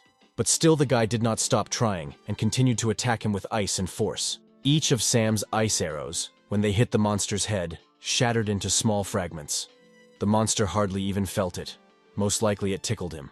Sam stopped to think for a moment. He understood that he could not let the monster release fireballs. It was too dangerous to sing, since not all the people had yet been evacuated from this estate. The guy began to use his spell on the monster, which covered it with ice. It took him a lot of strength and energy to freeze it, even a little. Emma also tried to help as best she could. She put out a fire in the mansion, extracting people from there and helping them get to a safe place. She also noticed several women who were sitting in their place and had no intention of running away. She couldn't understand what they were doing. Why aren't they being saved? When the girl came closer to them, she heard that they were thanking the goddess of the stars for her blessing. Continuing to bow to her, the girl asked them why they call it a blessing. Because it is a monster, a dangerous monster, capable of destroying nations. She shouted at them to open their eyes and look, because their master was trying his best to hold off this monster so that they could escape. To whom do they kneel? Shouldn't they help their master? One of the women told her not to blame them. When the girl turned towards the voice, she saw that it was Sam's grandmother. The woman explained to her that in the northern wilderness, monsters falling from the sky are a blessing from the goddess of the stars. But sometimes these blessings are more terrible than they can bear. Sam's grandmother also asked Emma if she could take her to the front line, where her grandson was fighting the monster. Her people forbade her to take risks, but she is the only one who can help her grandson. Emma thought for a moment, but she looked into the woman's eyes and realized that she was adamant. Sam continued to fight the monster. He was already at his limit, and he understood perfectly well that he most likely would not be able to defeat this monster alone. Sam also understood that this was much worse than a fire or flood, but he was not going to give up so easily. His entire tribe and his people, who believed in him so much, now depended on him. He wondered why the goddess of the stars sent this monster to his tribe. According to their records, 300 years ago he attacked the famous Kudfu tribe, at that time the strongest in the northern wilderness. The main estate burned down, and the tribe is still suffering. Now it is even lower in status than the Shubao tribe. What was the reason? Was it because he secretly helped their tribe grow and accidentally upset the balance of the northern wilderness? Again he threw a diamond-shaped ball of ice at the monster that had pointed ends so that he could inflict more damage on him. But he understood that this would not be enough. Taking a little breath, Sam thought about his mother. Is she okay? Because she hasn't even appeared now. Most likely something could have happened to her. The ice melted even before Sam touched it, making it impossible for him to fully use attacks on the monster. Sam thought about the technique of cultivating the human kingdom. This was the only chance to defeat the monster. He needs to give everyone enough time to escape. Another ice ball flew at the monster, which Sam threw. The monster only growled loudly, but it did not harm him at all. Sam was at the limit. The wind elemental cultivation technique, the star technique, nothing worked. The guy continued to try and lost his strength. The main estate and settlement were completely engulfed in fire, which was released by the monster. The flame consumed everything in its path, leaving behind nothing but gray ash. Emma led Sam's grandmother. They moved slowly, avoiding fire in dangerous places. Grandma apologized to Emma for putting her into this. The girl told her that Sam saved her life, so she didn't have to worry. Sam's grandmother told Emma that their tribe had upset the balance of the northern wilderness. Melancholy and pain were visible in her eyes. She saw the flames engulf everything around her, and she was very sorry. Grandma also asked Emma to help prove to Sam that it was not his fault. Their tribe no longer has to starve because of his strange ideas. She also told the girl not to blame their shamans for the fact that they can only pray. All this time they pray to the goddess of the stars. After all, when the goddess of the stars descended in the form of a huge monster, few understood that they could fight back. Emma stopped and told Sam's grandmother that she couldn't come closer. The fire wouldn't let her take a step forward. Grandmother, who had been on Emma's back all this time because she could not walk herself, told the girl to look at the sky and pointed there with her finger. She told her that Sam was always full of incredible ideas. Even now, he was struggling to think of a way to defeat the beast. Grandma also said that even now the northern wilderness is too small for Sam. The beast moved to attack Sam again, scattering all of his ice arrows to the sides. Emma crouched down, helping Sam's grandmother to the ground.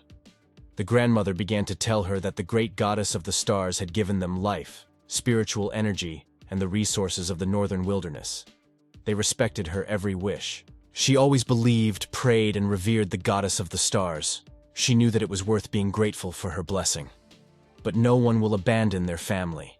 The woman began to turn to starlight so that it would cover her body. The skies of the Great Plains have returned to silence. A ball appeared around her, which gave her strength. Emma, watching this, could not believe in the incredible will of Sam's grandmother. She looked carefully and could not take her eyes off while the grandmother called on her strength and will. Sam felt something unusual and raised his head up. A warm light ray descended on him from above. Sam felt something envelop him. It was both a powerful and warm feeling. He tried to understand what it was. The monster was also attacked by the light, consuming his body and paralyzing him, giving Sam some time. The light continued to put pressure on the monster more and more, pressing it to the ground and not allowing it to attack or even move. The monster was completely absorbed by light and ice. Sam and his grandmother were able to neutralize him for a while. Sam understood that this was a great idea, so he could bury the monster in the ground using his star technique, Ice Starfall. Using the Ice Starfall technique, Sam created a huge ice rock from the ground that swallowed the monster. The grandmother used her last strength to help her grandson fight the monster. She asked Emma if there really were no gods in the kingdom of people. The girl confirmed this. The grandmother said that this must be a wonderful place. Emma helped her grandmother lie down on the ground. Her strength was leaving her. With the last of her strength, the grandmother turned to the great goddess of the stars and asked her for forgiveness. She understood that most likely she had very little time left. She wanted to atone for her guilt and ask for forgiveness. Emma, when she realized that her grandmother was saying goodbye, began to cry. Grandmother was very sweet and kind to her, so she was very sorry to say goodbye to her. Sam continued to hold the monster, which they had temporarily neutralized. He screamed at Emma to run. He could only stop the monster for so long. Sam saw Emma hugging her grandmother and crying, period. He understood everything. Emma calmly told him that his grandmother said he did a great job. Thanks to him, his tribe will not have to die of hunger and be afraid of other shamans. Their endless prayers prevented them from fighting off the will of the goddess of the stars. Also, the grandmother said that the kingdom of people is good, because there are no gods there. The girl continued to hold the woman's hand. She conveyed the words of her grandmother to Sam that the northern wilderness was too small for his flight. The guy came closer and touched his grandmother's hand. He felt the pain of loss. Sam pulled himself together and asked Emma to take her grandmother to his people. He also asked her to tell them what she had done for them. Emma asked him where he was going. The guy said that he couldn't let his grandmother's sacrifice be in vain. He is a master, and he has had many privileges, so he must also take responsibility. The girl decided to ask Sam why they all call this monster a blessing. Why the goddess of the northern wilderness sent down a deadly enemy to people. If this happened in the kingdom of people, they would all fight back. The guy answered her that this is the northern wilderness, and it is different from the kingdom of people. Sam told Emma that when his people come to their senses, let her tell the mineral to gather all the shamans. Sam flew through the fire and debris and wondered if this really was a blessing. He has been holding back since he came into this world. He just wanted to be a good lord for the tribe. He never propagated any way of thinking. He adhered to all the rules that his people and his tribe followed. He did not invent gunpowder, and did not challenge any organization in the northern wilderness. He was overwhelmed with emotion. He wondered why people should show their gratitude to the goddess of the stars, even when their houses are burned and their families are killed. He understood that something needed to be done about this. Now he was filled with anger, and he decided to act completely differently. He understood that they forced him, and there would be no turning back. The guy decided to return to his people. He still felt pain and resentment. He couldn't leave everything just like that, so he decided that he needed to act. When the guy, losing strength, was already close to the tent, William noticed him and immediately rushed to him. Sam was wounded and fell straight into the general's arms. With the last of his strength, Sam rose to his feet and asked William when his father would return. It was hard for him to stand and speak, but he tried to hold out. William told him that, judging by the distance to the smoke signal, the leader would not arrive until morning. Sam entered the tent where his grandmother was lying. All the local residents stood near her and said goodbye to her. The guy ordered everyone to leave. The older women wanted to stay. They began to ask him about it, but he was adamant. He came closer to the bed on which his grandmother was lying. There were many flowers around. He wanted to say goodbye to her and told her that he would definitely avenge her. But first he had to understand who to take revenge for her death. The guy concentrated before cultivating. His soul left his body and went to the place where the answers should be. He went to his mother, flying up to the very place where he first saw her between the columns. When the elders sensed his presence, they immediately asked who dared to break into the divine palace. Sam's mom was also there. The guy, without even thinking, immediately asked what it was and who dared to do this. Send a monster to his tribe. Mom saw Sam wiping the blood from his lip. She became worried. He reassured her by saying that he was fine, but the grandmother was no longer with them. He immediately asked her what are divine blessings. Sam's body was near his grandmother all this time. He asked if his mother was here, and in response he heard confirmation that she was next to him. Mom told him that this is difficult, but has nothing to do with solar seers. If a divine blessing came upon the tribe, then she would help the other solar seers restrain their tribe's solar seer. Sam, without holding back his emotions, shouted to his mother that he should know, this is very important. This was important for him, for the northern wilderness. If he had insufficient information, he could make a mistake. Claire calmly answered him that since childhood he had been interested in whether she had seen the goddess of the stars. She decided it was time to show him something that had interested him all his adult life. Sam and his mother flew higher and saw something in front of them that made their eyes widen. Mom told him that this is the goddess of the stars. She was a woman with long hair. She had wings behind her back, and instead of legs, a large tail like a snake. She held a blue sphere in her hands. Her eyes were closed. The son saw that there were many different monsters around the goddess of stars. They seemed to be sleeping. He asked, "Are these monsters of divine blessing?" Claire explained to him that the star disk retrieves the memories of the solar seers and decides which tribe needs to be balanced. Then the monster goes there. A blessing is sent there. It is a secret kept by generations of solar seers. Claire said there that she was now disrespecting the goddess of the stars by telling Sam about it. She asked him not to go against her will. This can only bring more troubles to the tribe. Sam asked the goddess of the stars is still alive. Claire explained that the goddess of the stars was in deep sleep. The ancient war of the gods had hurt her very much. Now she is waiting for her to wake up. The goddess of the stars was on the winning side.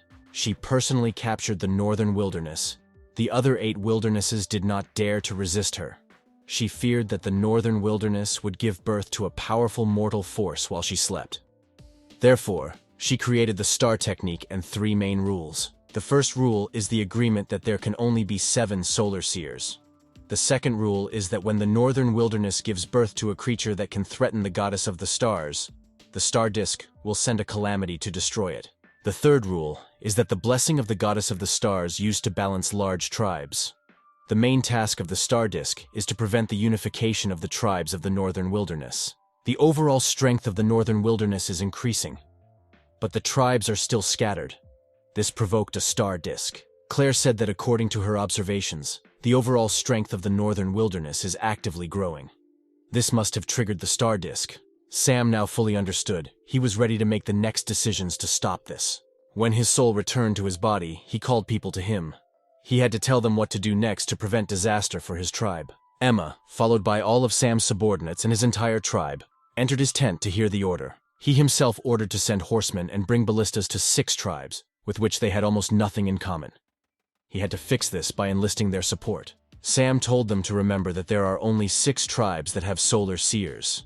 Let them take 5,000 ballistas, 6,000 arrows, and the subsequent right to purchase ballistas and arrows in exchange for the help of the leaders, and 10 of their strongest warriors. He told them to tell them that the first 3 tribes that came to their aid would receive a design for a wooden crossbow and several animals. He also told William that they could first get his father's permission.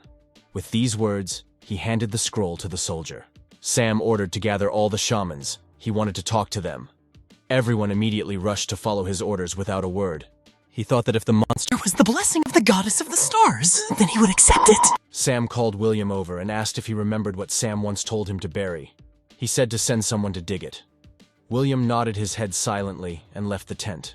For that matter, Sam decided he wouldn't hold back any longer. He will stand up for his people and land. Emma decided to warn him that the ballista was their only advantage over other tribes. Are they really going to give it away like this? Sam only replied that it seemed Emma had already settled well into the tribe. He calmed the girl down and told her not to worry about it. They don't have the key techniques for working with metal. Moreover, he did not say that he would give them ballistas for free. The girl sighed with relief and did not argue with him anymore. When he gave out all the orders, he returned to his grandmother and thought that finally he could touch her. He said that Grandma liked to have a lot of people around her. They have few funeral rituals in the northern wilderness. Can Emma bring a couple from the kingdom of people to bury her grandmother? He asked Emma to accompany her grandmother instead of him, and that the girl would do everything possible for this. She immediately began giving instructions on what needed to be brought. Dishes for burning, yellow paper, candles, fruit, table. William approached Sam and said that he had gathered everyone. The guy silently nodded his head in response. They were ready. The girl began to hold a funeral ceremony. With the boundless sky on earth, heroes are born. In their headdress, the heroine of the northern wilderness, beloved by them, leaves them on yellow cranes. They will fly away, but the voices of generations will remain. Sam, listening to Emma's words, tried not to cry. He knew that Emma was from a small tribe, but now she showed professionalism. The clan elders dressed in white robes and covered their heads with hoods. They called on everyone to pray with them to the goddess of the stars. They continued to repeat over and over again that the goddess of the stars would protect, while they stretched out their hands to the sky, covering their eyes. Sam and William, who stood aside and looked at all this, thought how they all could not understand that their tribe was much more important than worshipping the goddess of the stars. Sam reasoned that if the monster was a blessing from the goddess of the stars, then why didn't she send ordinary animals into the nightmare years of famine? 2/3 of the tribe died of starvation. Sam spoke to one of the women in a white robe. He told her that her grandmother had died, but the woman interrupted him and said that it was their fault. She took her death personally. She said that today, 2,232 people died, and more than 1,600 people were seriously injured. This is because this is the main hall. They lost mostly children and old people. Sam replied that he is a great starseer, but now he knows how helpless a great starseer is against the monster from the heavens. He couldn't even look him in the eyes. The woman told him not to blame himself. They are not able to withstand such force. The woman continued to say that this is the blessing of the goddess of the stars. The goddess of the stars sent the beast, and this is her will. The guy could no longer listen to this. His hand clenched into a fist. He said the blessing of the goddess of the stars to her most devoted followers. He said that until now the goddess sent her blessing every 200 years. She always chose the strongest tribe, but they never asked why. He said that he wanted everyone to think about it. Why does the goddess of the stars do this? The elders were silent. They had nothing to answer. The guy continued to say that it is because the goddess of the stars does not understand them, just as they cannot understand her. She protects the stars and skies of the northern wilderness. She gave them dry and rainy seasons. She takes care of the lands of the northern wilderness. Taking advantage of their existence to understand the goddess of the stars is disrespectful. He himself continued to tell people and open their eyes to the truth. The goddess of the stars does not care about the deaths of hundreds of people. She sees peace and the survival of many lives in the northern wilderness. Emma walked by and paused to hear what he was saying. The girl began to remember his words, which he once told her, that gods are just living beings who govern the laws of the universe. Sam continued to say that the blessing of the goddess of the stars is the weakest of the monsters that she can create. She uses the weakest monster to test the strongest tribe. This is her kindness. But they cannot cope with even the weakest. They cannot open his body and see her true gifts. This is a shame for them. Not everyone understood what Sam was talking about, but he continued to say that it was a shame for the northern wilderness. It was a shame for the shaman of their tribe. If the goddess of the stars wanted to destroy them, why would she send them a monster? She would only need to want their destruction. One of the elders suddenly realized something and asked in surprise whether they had been wrong all this time. Sam said that when a blessing comes, everyone needs to think about it. How can they accept the blessing of the goddess of the stars? Emma continued to stand in a stupor, listening to Sam.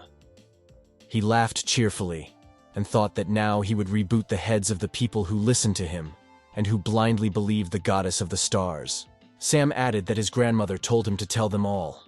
In the last moments of her life, she heard the quiet anger of the goddess of the stars. Emma continued to look at him as if he were crazy, because that was not what Grandma was saying. Sam could not be stopped. He continued to speak, twisting some phrases and meanings in his favor. Finally, he said that they disappointed the goddess of the stars. With these words, Sam turned around and went into the tent, followed by Emma, but she decided not to enter the tent. The guy thought that he should interpret the blessing of the goddess of the stars in a new way. Faith is firmly rooted in the minds of the people of his tribe, so that he can only use the name of his grandmother to increase his authority. Sam heard arguments flaring up between shamans and people near his tent. They offered to kill the monster and accept the test of the goddess of the stars, because the goddess of the stars always protected them, and everyone knows that monsters are their mortal enemies. They continued to say that they needed to do this, not to let their fellow tribesmen die in vain. They trained so diligently, honing the star techniques, that it was time to use them. If the goddess of the stars cannot answer herself, then he can interpret her intention as he wants. If she cannot answer, the solar seers will not be able to reproach him for this, not to mention that his mother will support him. Sam decided that it was time to implement the plan to defeat the monster. He has already done great work to get closer to this plan. In the distance, Sam heard someone approaching. Then he heard someone shout out that the leader had already returned. Everyone in the tribe was very happy that the leader had finally returned. He had been away for a very long time, so now people felt more secure and were grateful to him for his protection.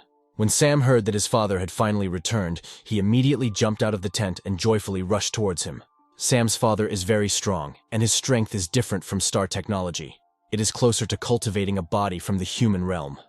But unfortunately, he cannot increase his lifespan, no matter how strong he is. Sam realized that he needed to tell his father about his plans as soon as possible, so that he could lead the leader of the tribes of the northern wilderness.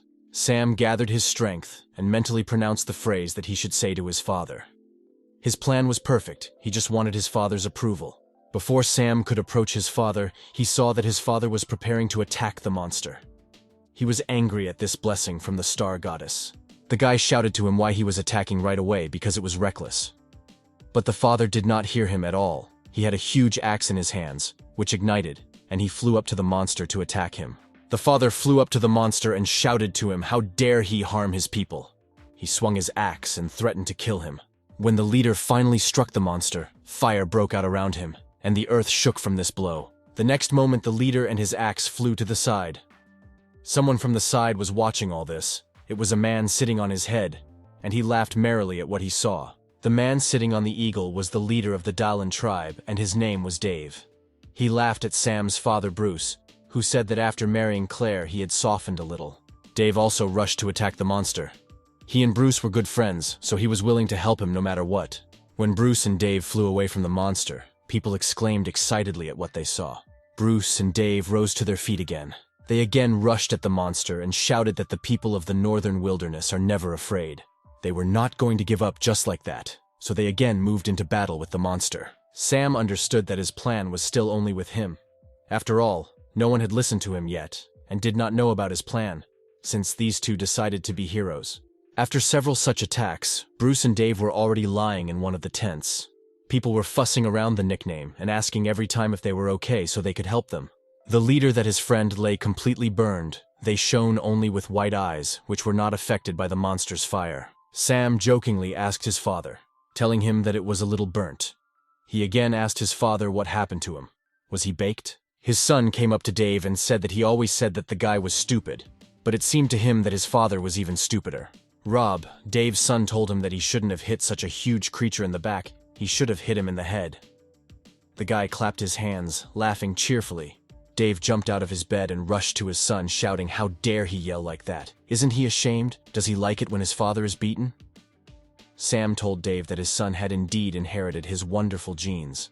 Rob told his father not to worry, no one is laughing at him. He asked to kill the monster alone. His father stopped him by grabbing his collar with his hand.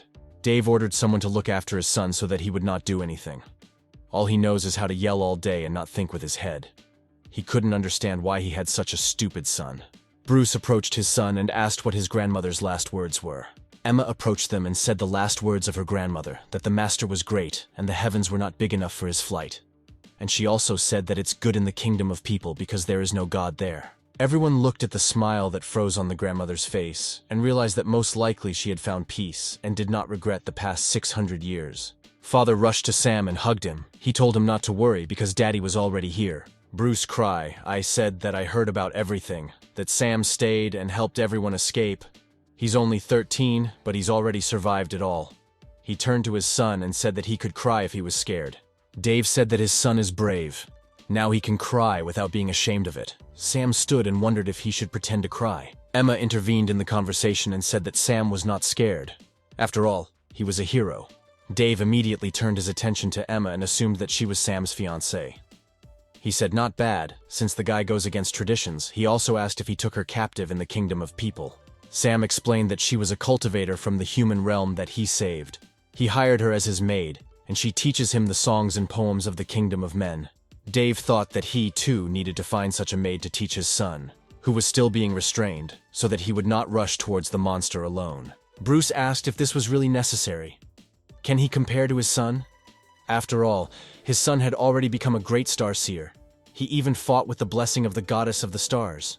Then Dave and Bruce began to argue whose son was better. Bruce said that his son invented the crossbow at the age of 5, so that his fellow tribesmen could conserve their energy. Dave said that his son killed a 1,000-year-old Lumi.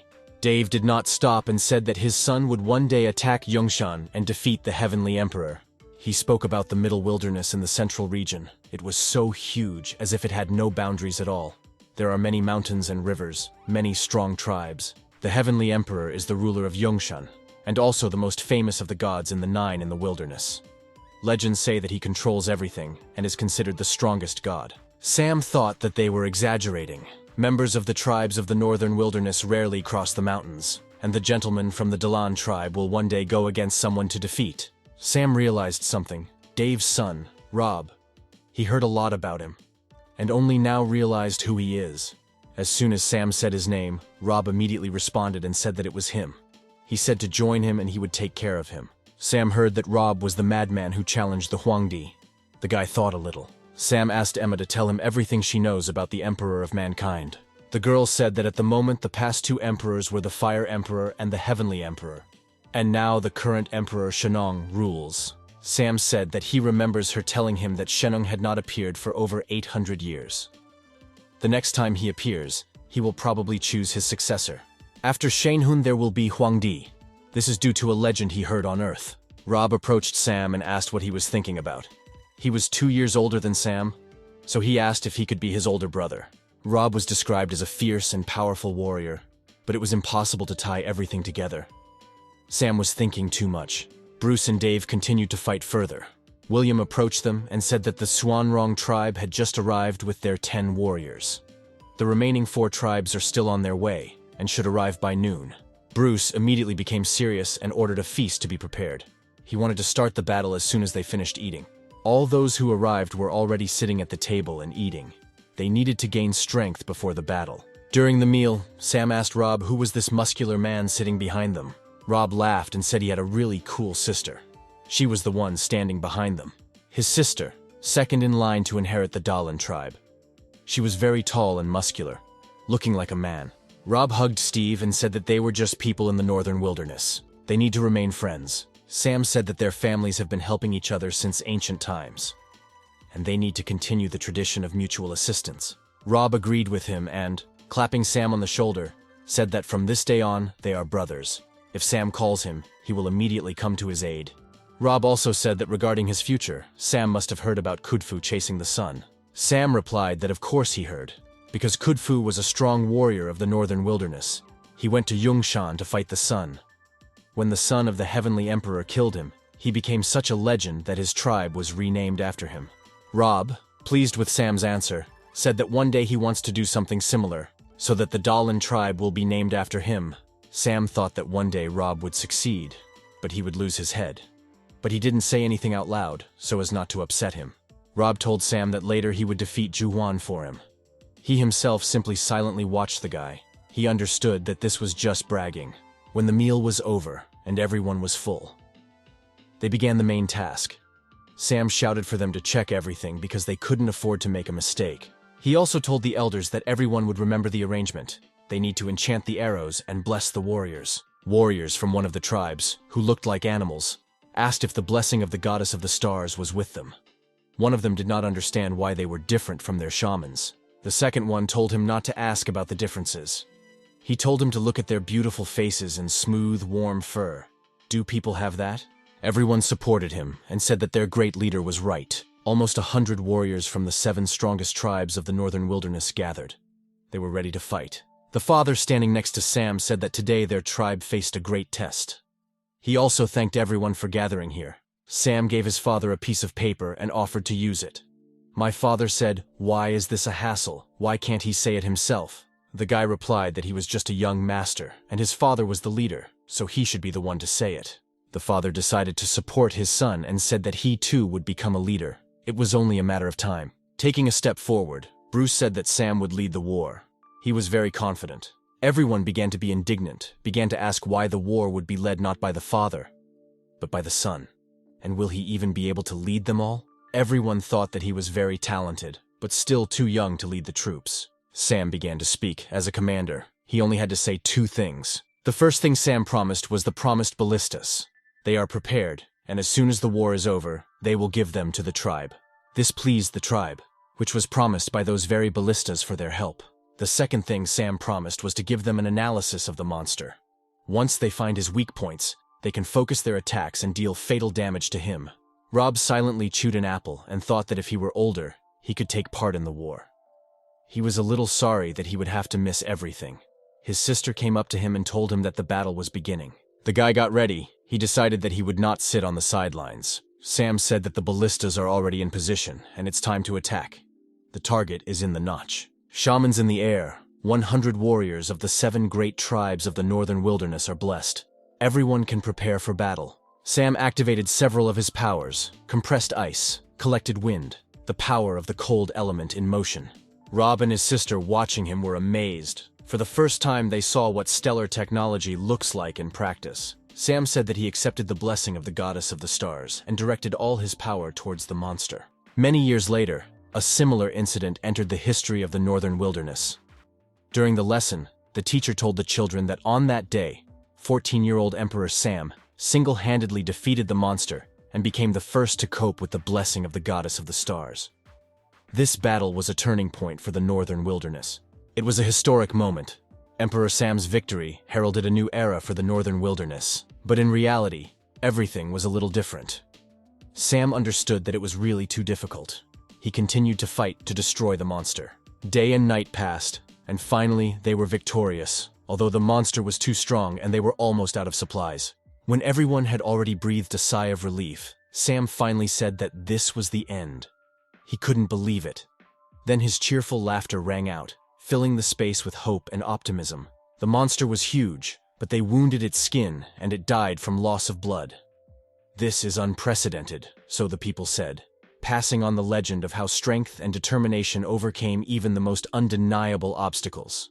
Bruce said that his son was able to kill the monster on his own. Dave laughed cheerfully in response and said that his son looked like a heavenly emperor. They still continued to argue. Sam told them to appreciate the time when their sons have their heads. According to legend, one of them cut it off. Sam asked his father to deal with the consequences and rewards after the battle with the monster. Having said this, the guy headed somewhere. He said he still had things to do. He took in his hand the pendant that his mother had once given him. He said their plan worked. Claire contacted all the seers and told them that she didn't want to cause problems, but she wanted to talk to them. One of the seers told her that the blessing ended well. The tribe was not destroyed and received many rewards. The woman told them not to worry. Her son prepared something wonderful for them. Glowing ash began to fall from the sky. Nobody knew whether this was good or not. Emma approached Sam. Everyone was celebrating the victory, but he was left alone. When she got a little closer to him, he jumped aside and asked what she was going to do. She told him that something had happened. Emma told him that they wanted him to deal with it. She was in a very good mood. Looking carefully at Sam, she told him that he was very handsome. Sam really didn't like her fun, and he looked at her suspiciously. When William came into the tent and looked a little puzzled, Sam asked him if something urgent had happened. William said that there was something wrong with the monster's body. He couldn't explain what it was, but he said that Sam would understand as soon as he saw it. Sam hoped that they wouldn't tell him that the monster had risen like a zombie. The three of them immediately went outside to see what happened there. In front of them, they saw a mountain that had not been there before. The body of the monster turned into it. It was transformed after death. Sam's father, who was already standing on the mountain, began to call him to come up and see what the monster had left for them. Sam approached his father on the mountain. He asked him what he found there. His father simply told him to follow him. Having walked forward a little, they saw star ore. It was one of the most valuable ores in the northern wilderness. There was so much of it here that it could feed the entire tribe for a whole year. In terms of location, it looked like the backbone of a monster. If this was the case, then they could receive an impressive amount of ore. Sam thought that maybe it was the heir of the goddess of the stars. His father approached him and said that he was magnificent. The other tribes did not even think about killing the blessing monster. Therefore, no one knew what would happen if he was killed. Sam thought that he just wanted to deceive the shamans. But what if that's true? What did the goddess of the stars want to give them her blessing? Sam thought for a while, and then exclaimed to his father that this should not be touched. The father calmly replied so that Sam would not worry. He made sure that no one else knew about it. He himself understood that being the only strong tribe in the northern wilderness would be unprofitable. They could become stronger only through general prosperity. The guy's mood improved, and he said that he needed to find out how much hair the goddess of stars had, so they can make all the tribes rich. This is the future of the northern wilderness. Since they learned about the rules of blessing, they could create an effective mechanism for hunting. They could also turn miracle blessings into a profitable industry. He wondered what would happen when the goddess woke up and discovered that she was bald. This thought amused him greatly, and he laughed. The guy imagined the bald goddess of the stars in his head and laughed even more. Sam ordered this place to be walled up and guarded, and not to mine star ore for now. The father understood that his son was smart, like his mother, so he decided not to argue with him. I myself saw the changes happening to the earth, and understood that not so long ago the blood of a monster flowed and colored the earth red, but now it has turned into springs feeding it. He asked himself, is this really the kindness and greatness of the goddess of the stars? He considered the gods disgusting even in blessing. Sam told his father that he was going home. His father told him to let the guy rest. Don't think about it too much, even if the heavens fall. Mom and Dad will protect him. The guy just smiled sweetly in response to his father and went to rest. Heading to his tent, on the way, Sam saw Emma sleeping under one of the trees. He couldn't believe that she could sleep so peacefully in the wilderness. She said he became nicer. Covering Emma with a blanket, Sam told her that he was handsome, not cute. When he leaned closer to her to straighten the blanket, he smelled a pleasant smell from the girl. He had not noticed it before, and thought that he was too carried away by the battle. He liked her, but so what if he couldn't even touch her? Sam remembered that Emma once told him that if this happened in the kingdom of people, all the immortals would come out to fight. The kingdom of men haunted him, and he decided that he wanted to see it. With the 1000 absorption art, he could only reach the QE gathering stage. He needs to find a new cultivation technique that he wants to master. If he changed his technique halfway through, it would greatly deplete his original chi. Sam understood that no matter how strong the star technology was, it was borrowed power. Body spell techniques in the northern wilderness are not very well developed. They are quite limited and do not increase life expectancy. Sam swore by the hair of the goddess of the stars that he would go to the kingdom of people in 5 years. He was very decisive in his words. Emma washed herself and sang a song about a happy little girl. This bothered Sam. He saw changes in the girl.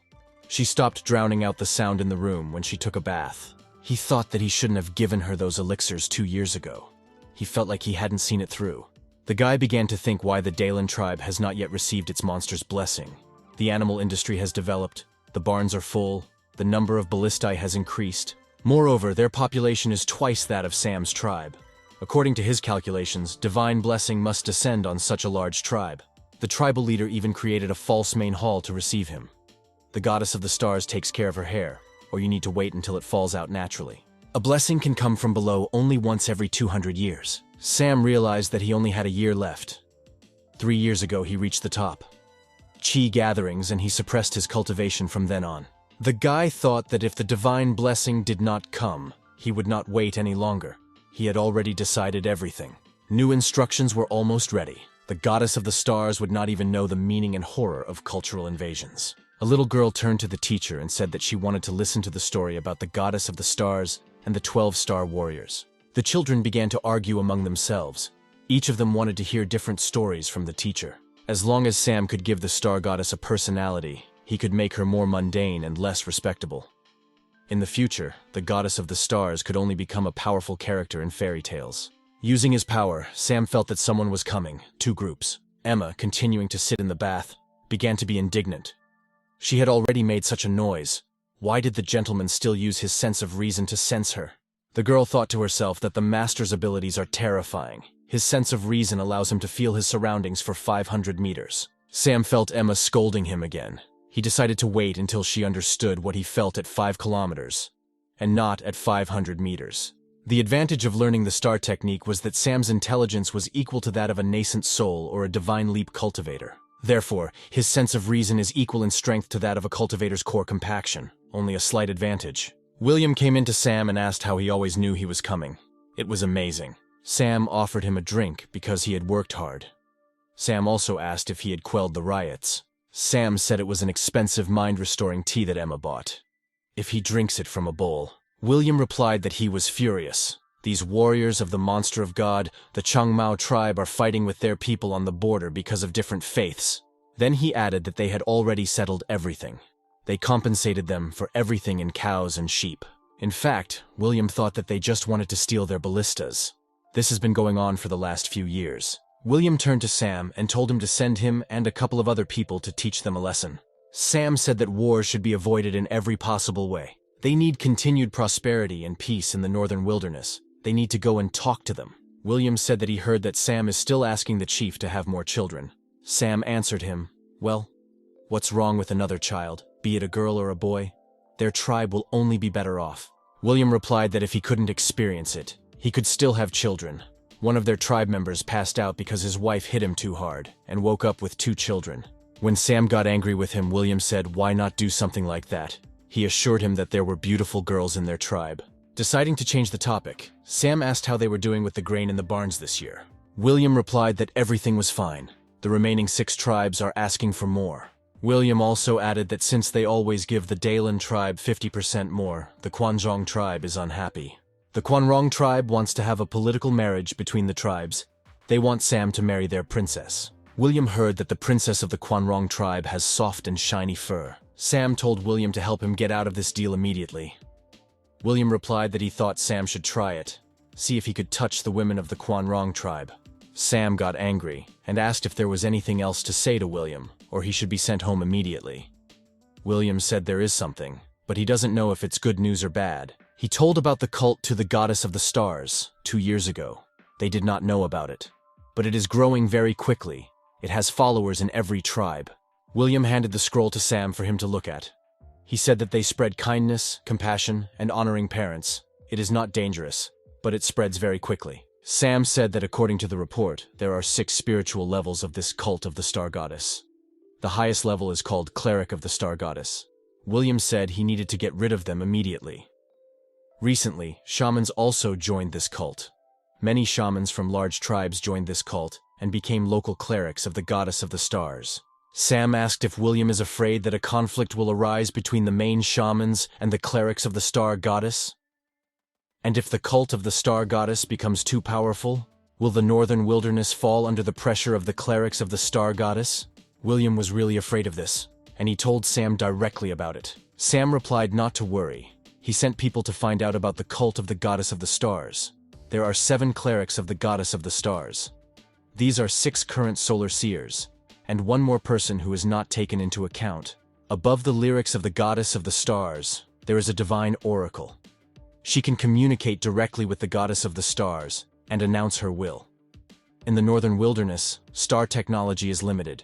They will not cause any harm to their tribe. Sam went about his business and told William that he could go. He asked not to disturb him and used a magic sign for this. Emma stood on the street and thought how heartless it was. When she was needed, she stayed up all night, and now that she was not needed, he signaled not to disturb. Several subordinates came to Sam and bowed to him, calling him a cleric of the goddess of the stars. He ordered them to report. One of them said that over the past 3 months, they received 692 shamans from the Shenmu and Changia tribes. Soldiers from Sam's tribe were training near the tents. Sam's father said that a blessing had come upon their tribe. Someone called Bruce and said that it was time for him to have dinner. When he saw a plate of food in front of him, he immediately became indignant, because he wanted meat. One of the subordinates told Bruce that Mr. Sam prepared this food especially for him. He called this soup liuedawang. He said it would be good for him. Bruce said that since his son made it, then he will drink this soup. After Bruce drank the soup, he ran out of the tent in an unknown direction. Everyone began to ask what happened to him. Why did he take an axe and run away in the middle of the night? Bruce was full of energy. Bruce shouted as he walked for people to return to the main hall, and the guards followed him to the great snowy mountain. The next day Sam sat and said that this was not enough. More needs to be done. His mother told him that it was very difficult for her to have children since she became a solar seer. Something needs to be done with the laws of the stars. Sam knew that they had been trying for 6 months, but it still didn't work. Does the goddess of the stars also have a one-child law? Emma came to him with a mountain of books and said that she brought him all the cultivation techniques that she could find. Sam asked the girl to put the books down and told her that he needed her help with something urgent. He asked the girl to lightly poke her finger at him. Emma was a little confused and asked again. When Sam closed his eyes a little, Emma asked him if he had fallen asleep. The guy once again asked her to point her finger at herself. The girl looked in surprise at Sam and at her hand. She could not understand what was happening. The girl assumed that this was a technique for compacting water, but most likely not because it didn't look like it. Sam explained to her that he combined the star technique and the water compaction technique to increase duration and stealth. The girl with hope in her voice asked if this means that Sam feels everything. The guy replied that of course not. If this happens, he will immediately faint.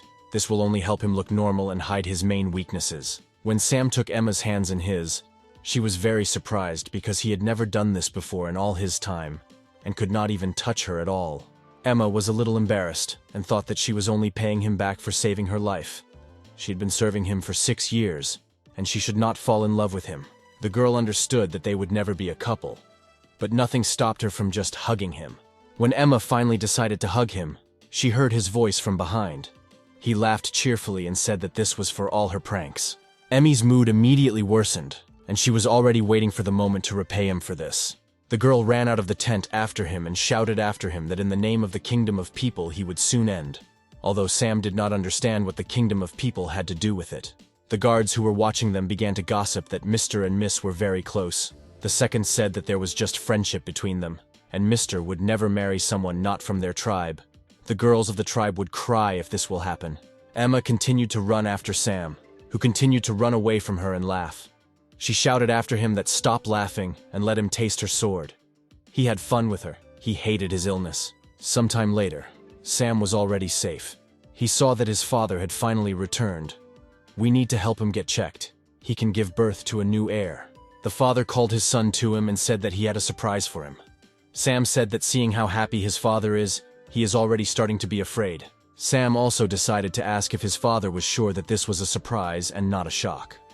The father confidently answered that it was so. Bruce turned to Emma and said that she didn't look good. He asked where her meat was. The girl hesitated a little but said that she had grown, and she was sure that they had also become bigger, because that was so. Sam intervened in the conversation and asked his father what he was doing. Father asked Sam if he needed maids to help him. Sam couldn't believe his father had forgotten. Sam got nervous and told his father that he wasn't even 20 years old and he had more. How could my father forget about this? Bruce told him that when he was his age, his grandfather always told him to bravely overcome difficulties. And even if there are no difficulties, then you need to create them and overcome them. Bruce decided today to let his son enjoy male pleasure. Sam didn't know anything about this yet.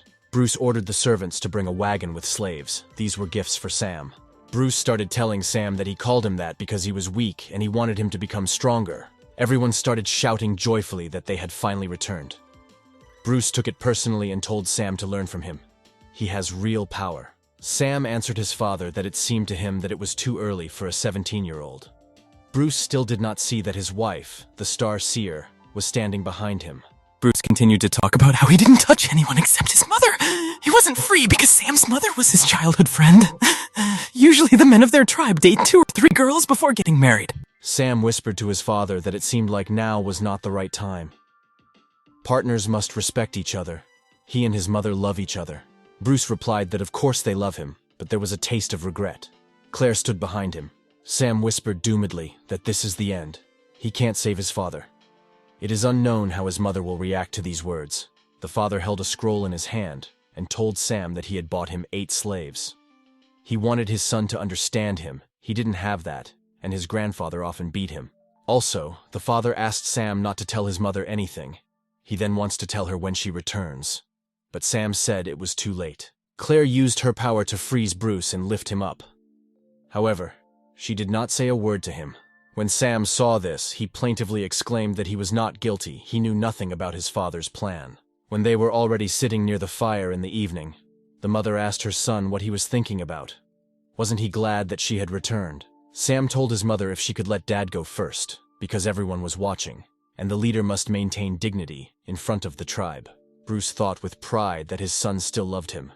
After all, he asked his mother to let him go. When they were already sitting in the king's tent, and Bruce was freed, he told his wife that he swears he didn't teach Sam anything bad. He just wanted to cure his illness. Some of those present could not believe that this was their leader, but they told him that he was probably new. After all, this is normal. Mrs. Claire is respected not only in their tribe. Mrs. Claire also has the highest authority in the family, because she is the secret head of the family. After a few minutes of silence, Claire still told Bruce not to stress Sam too much. The man assured her that everything was fine, and that she should not worry. Sam thought he didn't know if having a father like him was a blessing or a curse. Joyful Bruce ordered them to be brought. He meant the slaves he brought for his son. Several cages were taken to the center of the royal tent, which were covered with cloth, through which nothing could be seen. Bruce told Sam that he could open these cells. Using his strength, Sam with one wave of his hand freed all the cells from the fabric that hung on them, covering everything that was inside. Sam saw in front of him cages that had female animals from other tribes. He couldn't believe his father actually did it. When Sam turned to his father, he asked what it was that he didn't like. Holding his head with his hand, Sam asked if it was possible to change them. Father asked Sam if he didn't like it. He said try to touch them. The mother supported the father and asked the son to touch these girls. Sam was a little confused. He thought about what would happen if he could touch them. It would be good if he couldn't. But if this was a barbarian with a big pedigree, everything might not be so bad. Sam ordered his men to bring his wheelchair number 3 here and close the cages. When his chair arrived, one of his men kept a basin of water in case he got sick. The guy made his first attempt to touch one of the women, who looked more like a panther. He thought that he could probably accept her if he could touch her. His hands slowly approached the girl's ear. He thought he could touch without consequences, but as soon as his finger touched the girl's ear, he immediately fell and felt sick. An assistant with a basin of water had already approached him to pour it on him. Water was poured on Sam to revive him. Everyone started to worry about him. He decided not to stop, immediately commanded that he would continue further. He wanted to check if he could at least touch someone from other tribes. Every time he touched one of the girls, he immediately lost consciousness and fell, and water poured on him. And so on over and over again. Sam's people said that he was trying so hard for the good of the future of the tribe, but they continued to worry about him. For this, they respected their master more and more. Father herself said that he was too careless. It was too reckless. Claire, watching all this, told Bruce that it was because of him that Sam was suffering now. The man responded by apologizing and asking for forgiveness. Sam realized that his illness was spreading to women from all tribes when he could not touch any of them. Claire tried to support him, but Sam told her not to worry. He was fine. Bruce said that since this was the case, then these slaves were useless. He asked what Sam wanted to do with them. Sam replied that he would leave them to his father, but asked that a dark-skinned girl be left to serve him. She was the only one who more or less looked like a girl, and not like an animal. Father told Sam that this girl is too thin and he needs to improve his taste. Claire said that her son has his own preferences. They should not interfere. The father replied that he meant that the guy chose only one. What to do with the rest of the girls? Bruce suggested giving the rest of the girls to other generals. But the generals did not like this idea. They asked to send these girls back home so that their wives would not kill them for this. Bruce thought that sending the slaves he had just bought would make other tribes laugh at them. They will think that their tribe is so poor that they have to resell slaves to survive. Claire said let them stay. If they just let them go, they will die in the northern wilderness, or they will be recaptured into slavery. Sam, turning to his mother, said that if they leave them, all their fellow tribesmen will consider them his property. This will be problematic. Claire said to leave them. If they want to create a cult of the goddess of the stars, then they will need cult members who will serve Sam. These slaves are ideal. Sam thought that his mother sometimes scared him with her thoughts and actions. Sam decided to go to his place. His father said that he would try to find women from other tribes so that he could try. Sam took his maid with him, headed towards the exit of the tent. He wondered if he would really constantly faint because of her. Already in his tent, Sam asked his servants to bring Emma to him. He asked the new slave girl what her name was. The girl responded by asking him if he was really her master. Sam looked closely at the girl. He realized something. This girl was not caught as a slave. She must have lived in the kingdom of Yushitse. It is located near Tanggu, the famous kingdom of sorcerers of Da Huang. They are also known for their dark skin. Emma, as soon as she entered the tent, immediately realized that this was most likely Sam's new maid. Emma began to look the girl from head to toe. Sam watched her with interest and could not understand where she learned this technique. He asked her to help her wash, and today she should sleep with Emma. Tomorrow he will give her a place to sleep. Both girls silently headed towards the exit of the tent to carry out the master's orders. Sam at this time called his people to him. He needed to tell them something. The guy gave them instructions and asked them to do something. They listened to him carefully. The subordinates silently listened to Sam's order and immediately agreed to carry it out. Sam was a little worried about Emma, but he thought that she should be fine. She is a core seal cultivator after all. What worried him now was that he was never able to talk to his father. So much had happened that they were never able to be alone and discuss something. Although the father is very strong, he is the same as other shamans in the northern wilderness. It has a low life expectancy, only 400, 600 years. Sam's father and mother are about 200 years old. The father is still strong and the mother is at the peak of her strength. But if they grow old, they will die very soon. Sam couldn't let that happen. Sam decided to make a plan for mom and dad to have a second child. He needed to try to make sure they had a second child. He needed to make a more detailed plan. Sam heard something happening on the street. Someone was shouting and arguing with someone. He listened carefully to the voices. This alarmed him a little. The guy took his ball in his hand, which showed different events. He decided to see what was happening. Emma was held hostage. The new girl who was supposed to be Sam's slave was holding her knife near her, and someone else was with her. Sam put his hand on his head. He said that Emma was a core seal cultivator. How could she allow herself to be taken hostage and not notice the traitors? Sam thought. How did she neglect her cultivation? And how did she get captured by such a weak slave? She wasn't weak and defenseless. A couple of seconds ago, Emma and the new girl went to the chambers to prepare her sleeping place. Emma told the girl that she could sleep in her place because she planned to cultivate all night. Emma got her some water and told her to wash herself thoroughly. She hadn't taken a bath since she was taken into slavery. The slave was silent the whole time. At this time, a girl was watching Emma through the eyes of a new slave. Her name was Anna, and she was from the kingdom of Yushitse, and most likely she was not very friendly. She thought that human realm cultivators were supposed to be smart, but it seemed that Emma was not one of them.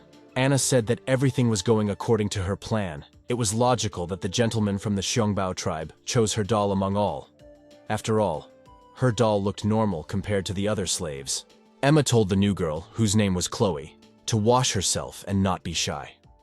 Anna at this time was thinking why he sent her doll to this strange cultivator. Anna was having fun at that time. She considered herself too good. No one could resist this. She planned to gain Mr. Sam's trust through Chloe and secretly poison him so that she could easily take your rewards. Emma calmed Chloe down and told her to relax because it was just the two of them here. Emma used a soundproof array. She assured Chloe not to worry about anyone hearing her while she was taking a bath. Anna, who had been watching them all this time, was surprised by the array of the human kingdom. Emma decided to ask Chloe if she is really from the Yushitse tribe. The girl simply replied that it was so. Emma continued to interrogate Anna's doll, Chloe. She asked a variety of questions. Do they have many sorcerers? Is it really located next to the Tang? Do they really have dark skin because of the sun? Is it true that the legend of Kudfu running after the sun is real? Anna was starting to get annoyed by all of Emma's questions. She didn't understand what this girl was doing. Was this really a new form of interrogation? Emma also asked if their people really possess a secret evil technique that destroys the mind and creates a living doll. Chloe silently looked at Emma, but at that time Anna thought, does Emma really not understand anything? Emma said that she saw an unfinished scroll. She ordered Chloe to wash herself, and she would go look for it and show it to her. Anna wondered if Emma was checking her. Emma saw some strange writing on Chloe's back. Emma asked if the turtle and the snake were the gods her people worshipped, or if there was some other meaning to these symbols. Chloe, covering her signs, replied that no, the slave traders did it. Emma told the girl not to worry. She would be safe here. Emma also told Chloe that if she needs anything, she should just say so. She can even rub her back. Emma thought it was strange that the master suddenly wanted a new maid, but did not use her. Is he really tired of mocking her and wants to mock someone else? These words brought Anna into some kind of shock. She could not think that the gentleman was some kind of maniac. Anna was losing control of herself. She exclaimed that the famous tribes of the northern wilderness had become cruel. Emma remembered something and told Chloe that she thought she saw an image from the back of her head in an ancient goatskin scroll. Anna immediately thought that Emma recognized the seal of the snake god, which allows her to control the puppet. Anna decided not to waste any more time. She had to run. She knew that Sam must know about the doll and was looking for it. Anna also realized that everything was not as she was told. The people of the northern wilderness are not as stupid as they are strong. After all, her plan was figured out, and she did not have time to achieve her goal. Anna ordered Emma to be taken, and she needed help to detain her. When Chloe put a knife to Emma's back, the girl began to beg for mercy. Emma told Sam all this when it was all over. The girl told him how it all happened, continuing to cry. Sam said that he couldn't believe she was so naive. She was also a core compaction cultivator. Emma asked him if he knew about this from the very beginning. The guy didn't blink and simply replied that of course he knew everything from the very beginning, but I thought she would be smarter. Sam told Emma that he probably shouldn't have sent her the doll. He didn't think she would open it so quickly. Initially, he planned to use her naivety to confuse the enemy and delay her for a while. Sam decided that Emma had been through a lot, so he decided to thank her for her efforts. Emma answered him that he could at least say before doing this further. After all, this made her very ashamed. The guy told her not to move. He decided to dry her hair as compensation. The girl agreed to this. Sam told her that he wasn't going to put her in danger. Mom was looking after them. No need to worry about anything as long as the stars are above them. Emma asked him if she had ruined everything. She said that she would try to prevent this from happening again. When Anna and her accomplices were brought into the tent, Sam said that they made it through very quickly. After all, it is impossible to hide from the gaze of his mother. Anna was on her knees in front of Sam. He turned to her and asked the healer if she was Yuashise. Anna raised her gaze to him and begged him to let her be his slave. She was ready to do anything if he spared her. Sam thought for a while, and then asked her if she agreed to do indecent things. The girl smiled back at him and said that she could be as indecent as he wanted, if he allows it. Sam, returning to his serious appearance, told her to forget about it, because he is a serious gentleman. When he decided he had had enough, he ordered his men to take her away and execute her. The girl prayed for the master to spare her. She could help him. She agreed to do anything so that he would let her go. Sam said he's not like that. He was merciless. He thought to himself that Emma was more beautiful than Anna. One of Sam's men said that they interrogated the killer, but could not find the instigator. Shamans are also unable to do this. Sam said that someone was targeting the lord of the Shongbao tribe. They will lose their reputation if they do not deal with the culprits. Emma suggested that William execute them immediately, but not feed them to the wolves. Wait until the morning when the news spreads, then tell everyone about it. Sam also said that Emma has mastered the star technique. Under the guidance of the goddess of the stars and the karmic laws of the world, she will cast a spell on the bodies of the killers and show where they came from in 7 days. William asked Sam to repeat what karmic laws are. He could not understand these terms, and generally understood little from Sam's words. Sam told him to just repeat after him what he said. He even wrote it down to make it clearer. William agreed. Emma asked Sam if they really would kill them like that. The guy answered her that whoever kills must be prepared to be killed. He also told Emma not to feel sorry for these people, because they are actually murderers. 7 days later, after they executed the traitors, William found out who it really was. He reported to Sam that the Changmao tribe began to act It was they who hired the Yushitsi assassins. Sam ordered them destroyed. It seems they were too complacent. Small tribes forgot about the valor of the Zhongbao tribe. Sam also warned that you need to be careful. Other famous tribes may have supported the Changmao in the war. They acted too recklessly. Sam knew that playing the right way with muscle was the only way to stop the factions that threatened their tribe. This is the only way to survive in the northern wilderness.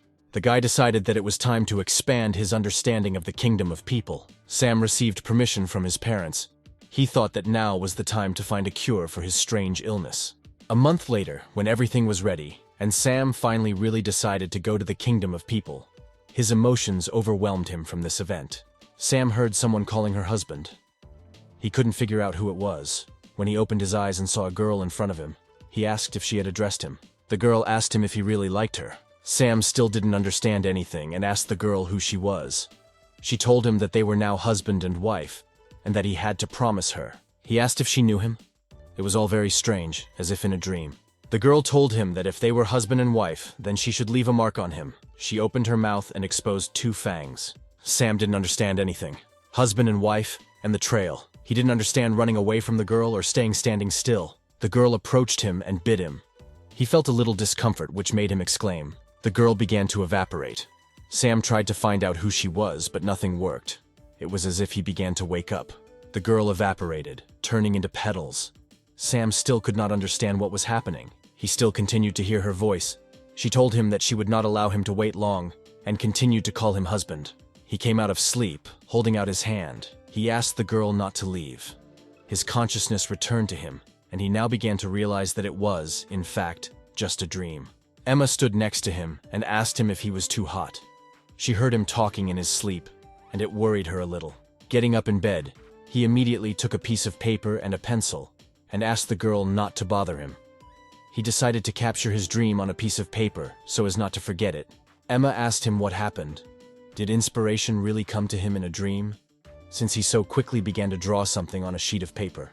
When Sam depicted on a piece of paper the girl he dreamed about, Emma thought maybe the gentleman had fallen in love. But why was this girl so small? Sam couldn't understand where these dreams came from. He thought that I forgot something, or maybe lost my memory at 7 years old. After thinking a little, Sam realized that this was impossible. His memory is intact. There are no blank spots that would mean that he has lost part of his memory. At his level of cultivation in the star technique, it is impossible for him to have random dreams. This had a deeper meaning, and he needed to find out everything about it. Emma came up to him and asked what was wrong. She thought he was having a nightmare. Sam asked the girl how he fell asleep. He needed to know all the details in order to figure it out. Emma answered him that he just fell asleep, began to meditate, when he got into the carriage and began to snore. She couldn't tell him any more details since nothing like that happened. The girl said that she probably needed a break from cultivation. You can't cultivate too much because you can be influenced by your heart demons. Sam thought that his heart was trembling because he was so eager to find a cure for his illness. This did not make his search and answers to his questions any easier. It could be a demon of the heart or a source of illness. He was not completely sure, so he could not say either one or the other. When the cart was restored, one of his people approached him and said that they were near the city market. According to the rules set by the known tribes, their troops cannot enter there. I asked Emma what was wrong with the contact on this side. The girl replied that she was ready. He never saw who these almond-shaped eyes belonged to. The eyes of the goddess of stars are long and thin. These are the eyes of the Danfin eyes of the phoenix. Previously, Sam thought that the goddess of the stars was interested in him, so she awarded him this blessing, which prevents him from touching a woman. Sam knew that he had never hit his shoulder, and there were no bites or marks there. Why did he have this strange dream, and what did it really mean? He understood that this disease was much more complex, and he will have to try very hard to at least somehow understand her and deal with her. Did Sam ask the people on the other side of the ocean for the kingdom? There was only water around, filling everything around, and there was no end or edge in sight. Emma asked him if he hadn't promised Mrs. Claire to buy enough provisions before leaving. Did he really want to run away? Sam replied that of course not. His mom could catch him before he got on board. He asked Emmy if she remembered what she needed to buy. The girl replied that of course she remembers. No problem. Then he told her to come back when she had bought everything she needed. He wanted to shop alone. The girl asked him if he was sure that there was no need to send anyone with him. Sam ordered them not to follow him. They still won't defeat him. They will only be a hindrance if something happens. Sam told her not to worry. No one should recognize the gentleman from the Zhongbao tribe. To do this, he changed clothes and glued a mustache on himself. The guy said that he will completely hide his presence. There is absolutely no need to worry. Emma asked him in surprise how far ahead he had thought of everything. He told her that it works, and he takes it very seriously. He just wants to get used to being surrounded by rabble. As Sam expected, the market was very simple. There were a few people, traders, who offered to buy various utensils. Nothing unusual. Sam went into one of the eateries and told the waiter to bring him the best place and the best dishes. The waiter immediately politely greeted the distinguished guest. He again remembered the almond-shaped eyes that he had seen in his dream.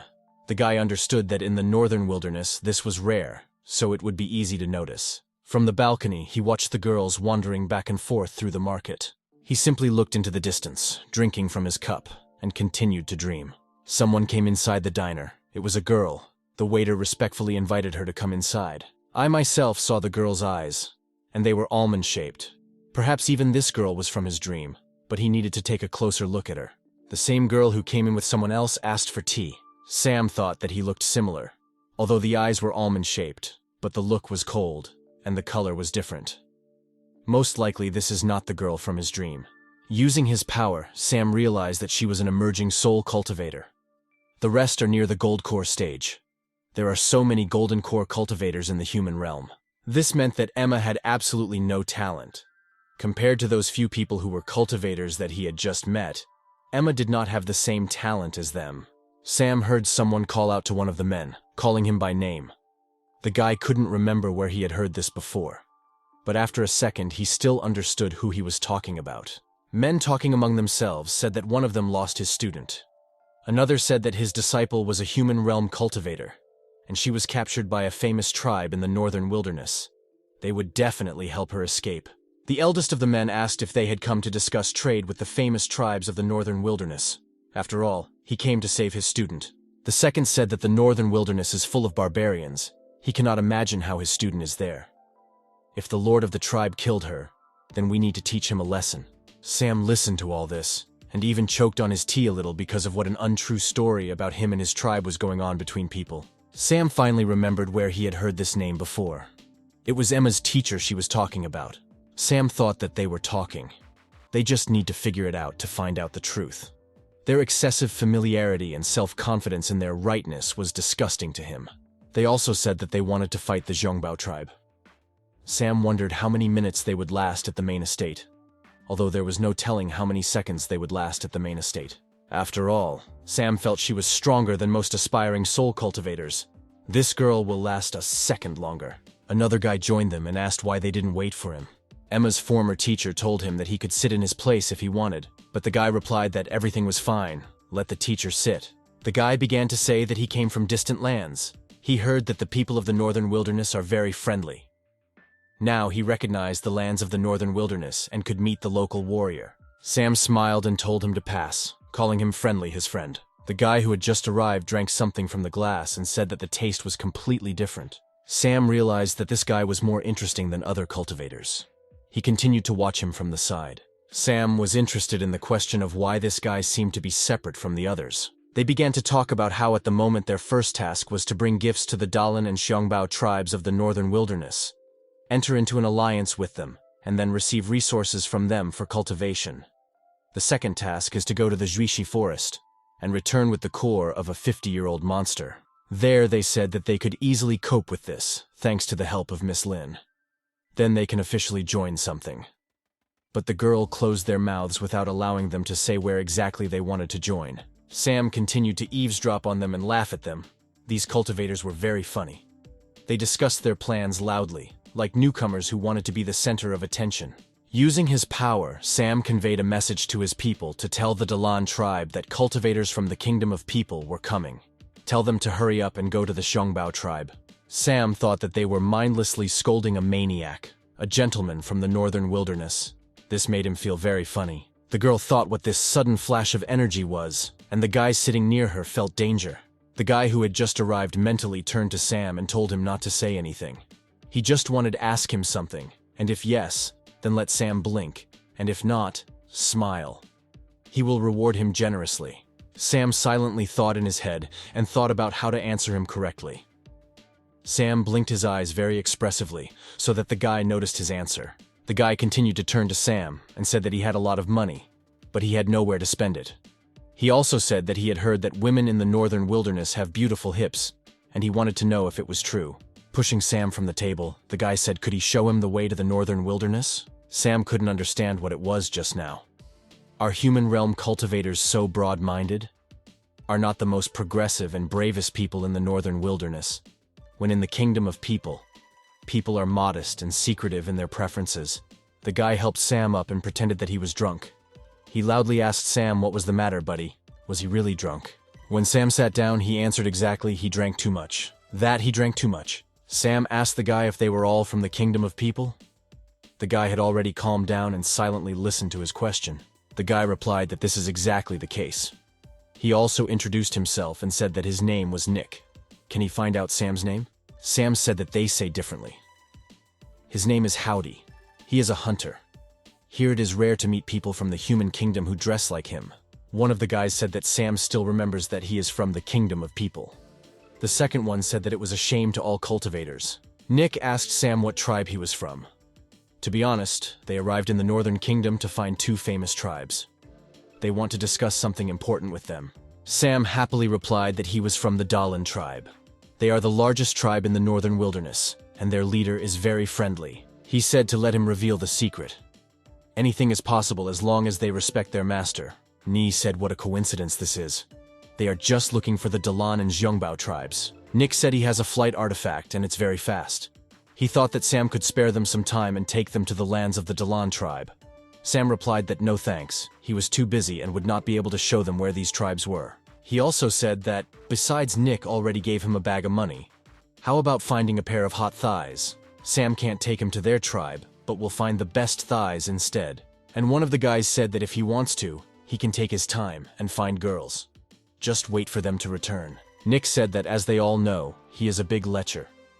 But even though he wants to try everything, he sets his priorities and will never put duty on the line. One of the guys turned to Nick and said that his family is known for its brave warriors and martyrs, who made a significant contribution to the history of the kingdom of people. But how could they produce such a dishonest heir in this generation? Nick thanked him for his concern, smiling cheerfully.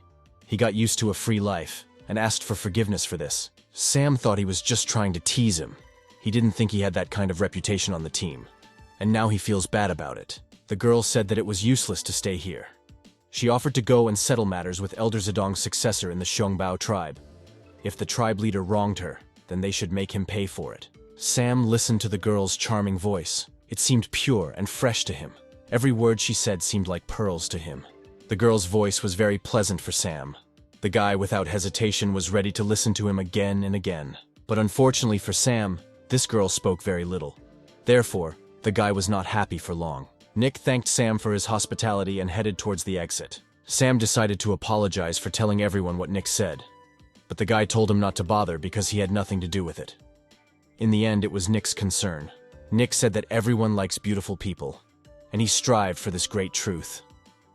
If only he had entered everyone, he could have confessed his love. Sam couldn't understand what was wrong with Nick's beliefs, but he really wanted to hit him. But among other things, Nick was quite an interesting person. Several people approached Nick, blocking his exit. But the guy said that he would get there himself. Why bother? One of the men said that he would guide him. But Nick replied that it was not necessary. The guy grabbed his weapon, which hung on his belt. Nick calmly said that he just wanted to conserve his strength, so he thanked the man and headed for the exit. Sam was just watching them all this time, and he was very interested in watching Nick's behavior, and how he got out of the situation. Nick picked up his fan, which was his weapon. He used a spell, like an orchid in a deep gorge, beauty blessed by heaven. Eyebrows are like feathers, and skin is like snow. It's a pity that no one sees this. The guy began to rise on a lotus that was the size of him. It was magical. Sam thought he didn't know if Nick was actually shameless or sensitive. He seemed to have no sense of shame, but he did not accept its consolation. When Nick flew away on a huge lotus, Sam exclaimed after him that he had flown in the wrong direction. His home was in the east. Sam decided that it was time to return anyway. He stayed too long in this diner and saw and heard too many things during this time. He decided that he would not tell Emma about her master, whom he met here. Let it be a surprise. The guy also thought about buying her one. When he bought a huge hammer for Emmy and they were already near the tent, Sam asked the girl if he was treating her well. The girl replied that she really liked this hammer. Sam remembered how the girl cried because of a letter that must still have been on the way. She was worried that her clan would forget about her after all this time. Sam decided to ask her if she was upset when her brother and sister left.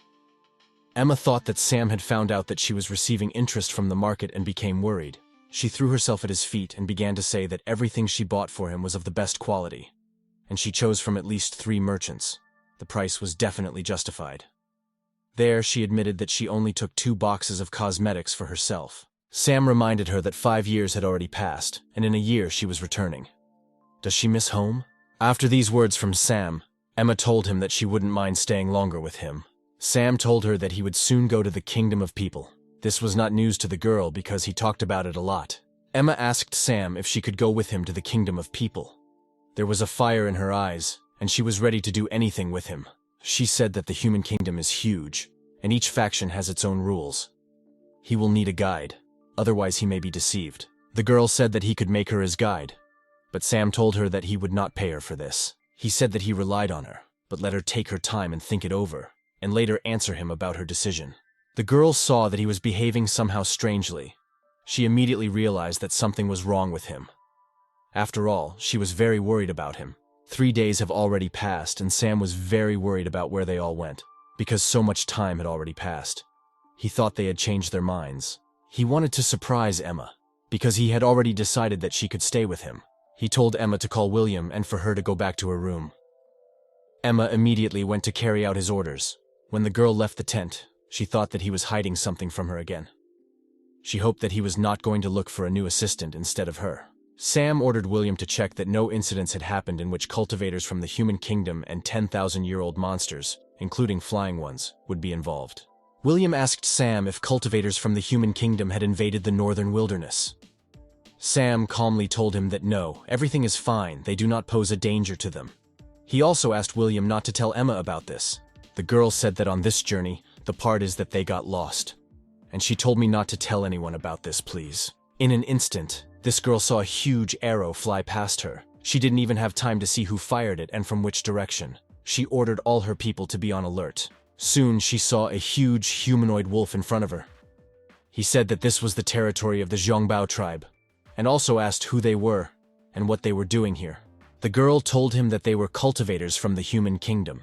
They came with good intentions because they were looking for a young woman. The girl also asked him to notify the tribal leader of their arrival. They had come a very long way and were not going to return without answers. The wolf answered her that, if this is true, they will convey the information to the leader, but for now he will present them to his master. The girl agreed to this because she had no choice, although she did not fully understand who their master was and how to behave in front of him.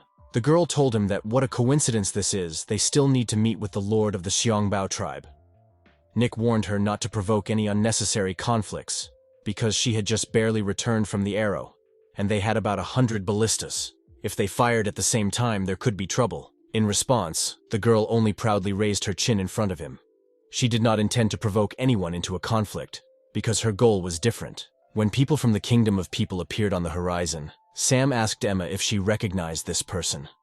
The girl looked a little closer, because it was already evening, and it was difficult to see. She immediately saw the master. This was her first teacher, whom she could never forget. The girl doubtfully asked Sam if she could really go and meet her master. The guy told her calmly that she could really go, but he warned her that she might get her dress dirty on the road, so he called his people to immediately carry her across the road.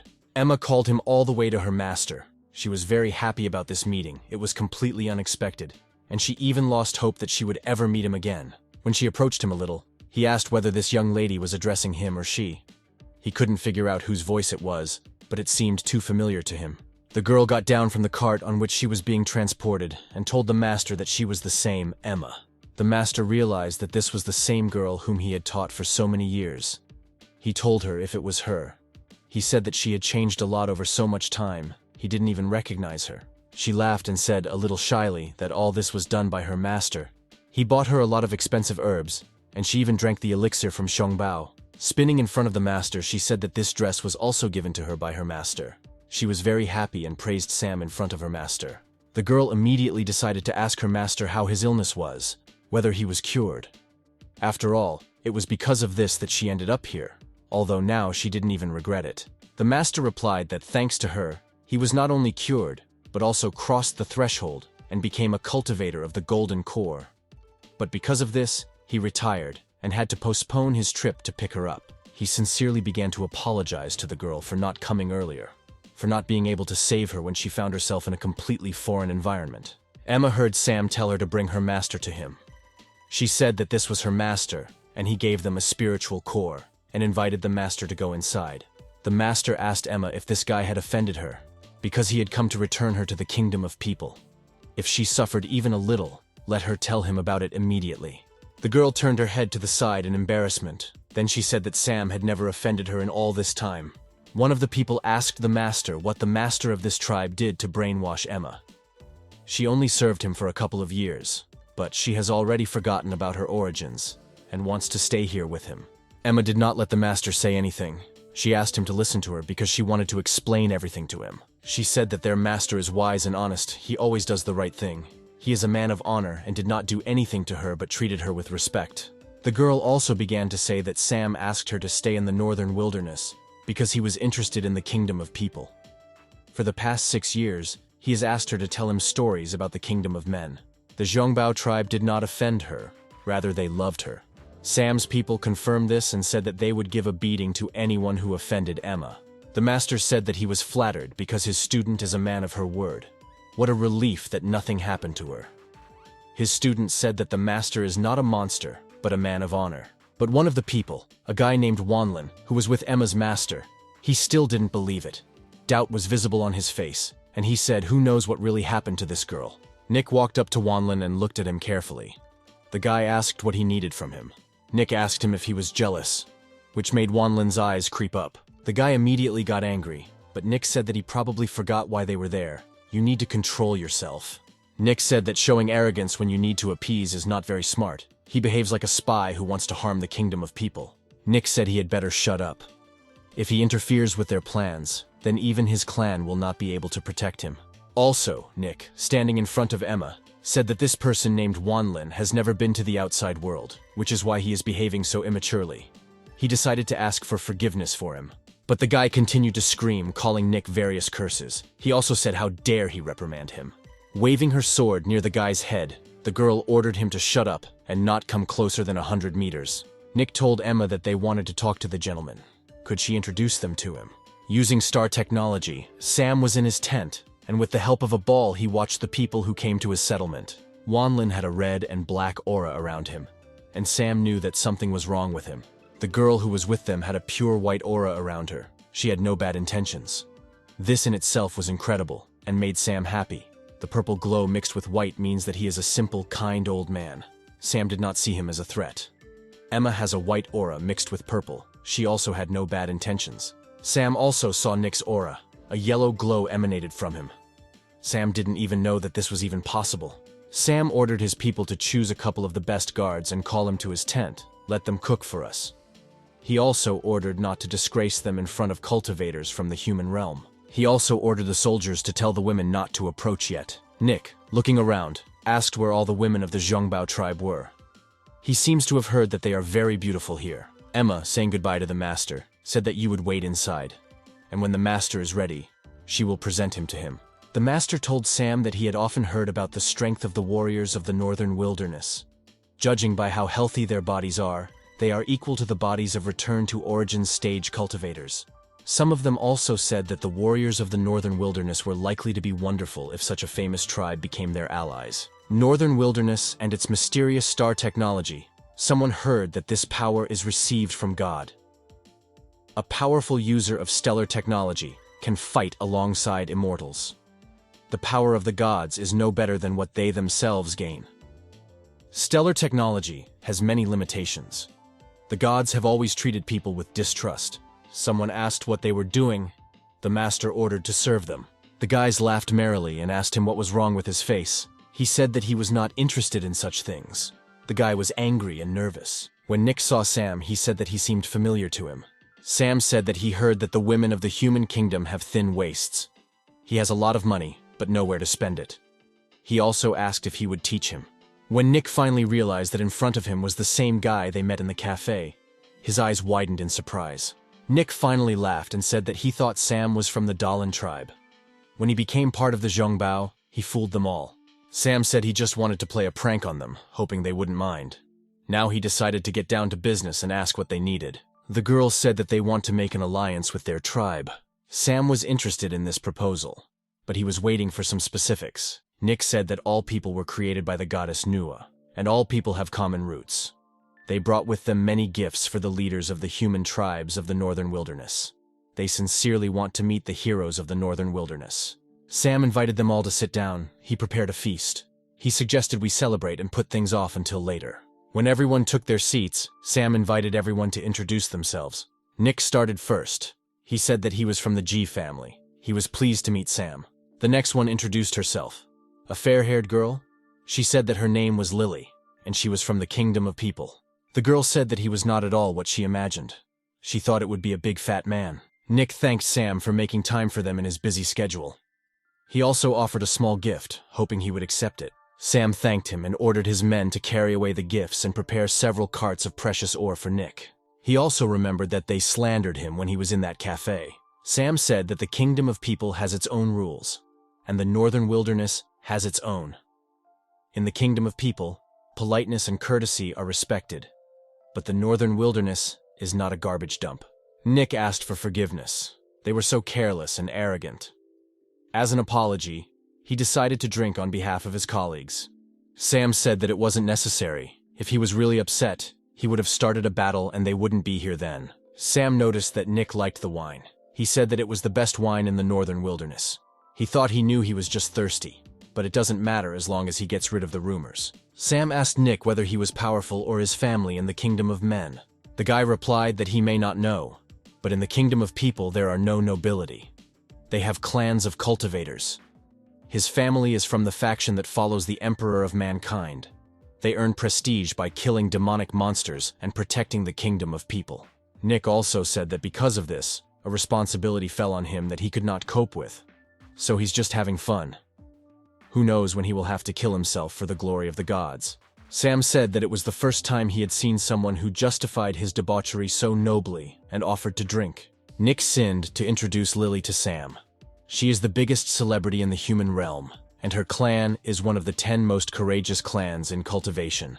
At such a young age, she's already achieved the golden core and spirituality. Their elders consider her to be a reborn deity. Nick whispered to Sam that she was the highlight of their trip. He just tagged along with her. He also hopes that he understands that Lily doesn't talk much. Sam said that he heard about their goals in the tea house. He also suggested talking about business and what the duration of the alliance was. The girl said that in the Kingdom of People there are not enough ingredients to make artifacts. In the next 30 years, war could break out at any moment, and their reserves of weapons and artifacts need to be increased. In addition, they want to make an exclusive deal for all the ore from the Zhongbao and Dalan tribes for the next 300 years. I asked myself at what price, but this proposal has already interested him. In any case, he will think about it. Nick said that once he made a deal with them, he wouldn't have to bother with trading anymore, so he asked if he could lower the price. Sam asked, shouldn't the price be higher for an exclusive deal? Nick said that they are all people, and we need to help each other. Sam replied that the only reason they were sitting here was because they were human. How dare they moralize him? He also said that the Kingdom of Men must fight the factions of the East, West, and North. Although he lives in the Northern Wilderness, he is aware of their predicament. But let them not forget that this is the Northern Wilderness. Their every move will fall under the gaze of the Goddess of the Stars. This was an ordinary bargaining. Even if the Heavenly Emperor sent people from Zhongshan to him, their tribe could ask for protection from the Goddess of the Stars. Sam also said that if it becomes known that they are helping the Kingdom of People, then he will choose his tribe first. He said that he would not allow them to be called barbarians, when they did not need anything from them. Also, he will not allow us to talk about the origins when necessary. Sam also told them to remember that the Kingdom of Men was once a tribe in the southern wilderness. Lily asked him if he had enough authority to make a deal with them. Emma answered for him and said that their master had the same power as the chief. Emma also said that their master's mother is one of the solar seers of the northern wilderness. He is the rightful heir of the 7 tribes of the northern wilderness. The girl asked if they had not heard about this before coming to the northern wilderness. His word carries great weight in the northern wilderness. Sam stopped Emma and asked her to be quiet. The girl immediately fell silent. Sam said that he did not think they had sufficient authority to discuss the following items on the agenda. He said to tell those who secretly guard them to come out. He also said that he hoped they would leave as soon as possible. Lily said that for them the path here is a test. They are not under anyone's protection. They will not be able to develop if I do not face dangers. Only by overcoming obstacles and overcoming can they become stronger. Lily said that cultivation is not only about meditation. She asked Sam for forgiveness in advance for showing him his grandmother, who died. Sam calmly told the girl that she could continue. He was very interested in listening to her. The next morning, Sam said that Nick is a very interesting person. After this, he will not be able to remain indifferent to them. Sam asked Emmy where her master was. He wanted to meet him. If she wants, she can return with him, or they can meet in the kingdom of people. The girl said that a promise is a promise. She said that she would take Sam to the master. Sam thought that given the support of the human tribes in the human kingdom, they could only help them secretly. Nick is a good person and will be good friends with him. Half a month passed. Sam raced on his wild beast. His head was filled with thoughts that worried him. He thought that the founding of the cult of the goddess of the stars was going according to plan, and this was postponing his departure to the kingdom of people. At worst, he can simply entrust this matter to his mother. William approached him and said that one of the cultivators from the human realm needed their help. He is seriously injured. Sam asked about the cultivator from the human kingdom. They should have returned by now. Healers tried to cure Nick and asked the great goddess of the stars to save him. When Sam entered the tent and saw Nick, he couldn't believe it. He liked Nick, but it hurt him to look at him. Sam asked the chief shaman if he could be saved. These were the wounds of these claws. Some are located very close to vital organs. His body has enormous healing power. The shaman replied that despite the fact that his kui was greatly depleted, there were no mortal wounds. He thinks Nick will come around soon. Sam looked at Nick and felt very sorry for him. He said it shouldn't be like that. Sam ordered to quickly tell all the girls not to leave the house for the next couple of days. Nick will turn into a fearless beast if he sees a girl. Nick came to his senses. Sam told him to sit down if he had already rested. He also said that he had heard that human cultivators recovered faster during meditation. Nick said that he thought that this time he would enjoy the sight of beautiful girls. Sam asked what happened to him. Sam said that it seemed to him that Nick was in no hurry to answer. The guy asked if the others were saved or if they were dead. Nick said he thought the famous Northern Wilderness tribe shouldn't get involved in this.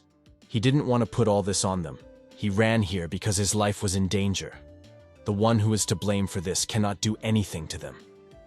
But he could not stay here for long. He would leave when he had recovered more. Sam said that if he can speak such large sentences in one breath, then his wounds have definitely healed. Nick asked Sam if this barrier was really soundproof, and if he mastered the spells of the human kingdom. Sam told Nick that Emma taught him this. He can use the star technique to simulate the barrier. Sam said now to the point. Nick doesn't seem to understand how things work in the Northern Wilderness. Sam asked if he really thought that the Northern Wilderness was under the control of the Yungshan Heavenly Palace. Nick said, does Sam really want to tell him that the Northern Wilderness is strong enough to defeat the Junshan Heavenly Palace? Sam replied that the Northern Wilderness was under the protection of the great goddess of the stars. She will never allow anyone to touch the shine of her stars. He told Nick not to worry about them. If his enemies dared to come after him, they would immediately end. Besides, it was necessary to find out what happened. Nick said that Sam now sounds like a real scammer preaching his religion. William said, is he really hinting that Sam is lying? Their master can surpass anyone in the Xiangbao tribe. Nick decided to tell everything, exhaling. He said that the following happened. Sam interrupted him and told him to stop. Sam said that he has a growing body. Let Nick wait until he gets into a comfortable position first. When Nick decided to continue, Sam called everyone to them and said that now he would start telling. When Emma brought food to Sam, he said that he had a growing body and needed nutritious food. Nick angrily asked if Sam would even listen to him. Sam said, let him continue. Nick said he thought they were coming for Lily. Grandmother, I protected her. Sam asked what level of cultivation Grandma had, and Nick replied that she was at the Ascension level. Grandma is strong enough to fight the initial immortals. She also has 2 immortal artifacts. Sam thought that Grandma was really strong. Compared to the cultivation levels in the Northern Wilderness, the cultivation levels of the human realm are more detailed. The guy remembered how Emma taught him the cultivation of the human kingdom. She asked if she had to wear such clothes when she taught. Sam told her that these clothes suit her, and this way he concentrates better. Emma continued her lesson on cultivation levels. There are the following 9 levels of cultivation in the human realm.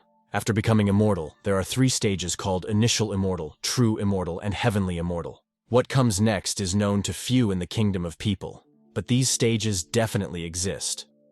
An example of this is the Emperor of Humanity and his subordinate generals. When Sam was a little distracted, Emma told him that he promised that he would be focused if she dressed like that. Nick continued to say that Grandma and an ascension-level cultivator. With 2 immortal artifacts, she was sent to protect the young offspring of the human kingdom. This shows how important they are. Nick did not expect that their enemies would try so hard. They sent an immortal to kill them. Sent a 7-meter disaster-class monster. It was humanoid, but with the head of a turtle. The monster moved very quickly and immediately killed others. Grandma couldn't even stop him. She barely managed to protect Lily with the help of artifacts. Nick also said that he tried to sacrifice himself and explode his soul in order to cause him some harm, but he was not even given the chance. When he tried to provoke the nascent soul, it attacked him. If it weren't for his artifacts, he would have died. Nick also said that the guy who was not allowed to enter the tent died. Sam asked Nick if he could fight immortals. Can he show Sam the artifact he used? Nick said that Sam saved his life. He might even give him this artifact. If he ever returns to the human kingdom, he will thank him. Sam said he just wanted to test his words. He also said that he liked Nick, but they didn't know each other too well. Sam asked Nick for forgiveness for his lack of trust. After all, he was the only one here. Nick said he escaped from an immortal. Sam had many reasons not to believe him. Emma checked the artifact. Sam asked what treasure she saw, why she had such an expression on her face. When Emma showed this to Sam, there was a strange expression on his face. He was either shocked or horrified. Through the artifact, they saw that Nick had a lot of women's clothing. The guy began to make excuses that Sam understood everything wrong. He prepared these clothes for the girls. He does not have such strange inclinations. Sam answered him that it was his own business. There was nothing shameful in it. They wouldn't tell him anything as long as he didn't bother others. Sam continued to mock him and asked if he wanted a leather skirt. Nick cheerfully replied that yes, that would be great. Nick told Sam that the Zhongbao tribe would bring trouble upon itself, and the master could no longer help. He could not ask for help to please his personal interests. They both understood this. Nick told Sam that this is why he continues to bully him. Nick thought that he still had not seen the girls from the Zhongbao tribe. He was very sorry. Sam came out to him and said if he has insomnia, why not go out for a walk and admire the moon? Nick saw that Sam had changed into the same clothes he was wearing when they first met. Sam asked him if he wasn't going to save people. The young master of the Zhongbao tribe couldn't help, but really he couldn't either. Nick said that he did not underestimate him. He only said that the ferocious beast is not some kind of trifle, that's all. Sam told Nick to be sure that the goddess of the stars was watching and no one could harm her people. Nick said that this is no longer some kind of stupidity. If something happens to Sam, he will feel guilty for the rest of his life. Sam decided to take William with him. Nick thought that Sam was here to help him. He even took a cultivator with him. What else could he say? William said that flying in the sky is so much fun. It feels faster than riding a wolf. Sam said that cultivators could use their spiritual consciousnesses everywhere. And William had just revealed their identities. William said that all these years, he was suffocating in prison because he had to protect Sam. But this time, he will show everything he can do. He became thoughtful. He thought what his mother was planning now. Just recently, his mother sent him and told him to save a cultivator girl named Lily in the human kingdom. Sam then told her that this would not benefit the family, but she asked to save her not because she is beautiful. Mom told him to just save her.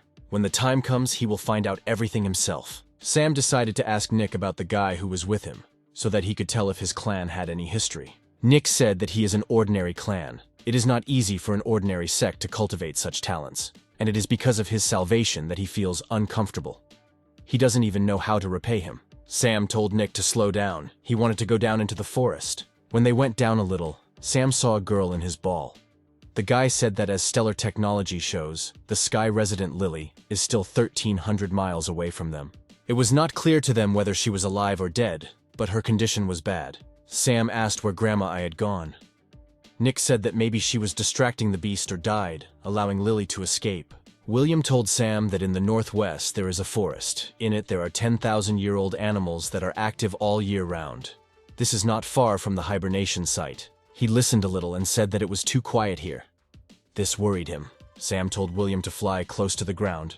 He would tell the direction, not too slow and not too fast. Sam said that this is the calling card of the northern people. Except for them, no one can feel the source of star power, especially if these are prayers of study or seeking. Sam said to stop. He wanted to split up. He told Nick to go straight, and he and the general would go around. William asked him where they were going. Sam told him to take his time, to see if Nick would ambush them first. William asked Sam if this handsome guy really wanted to deceive them.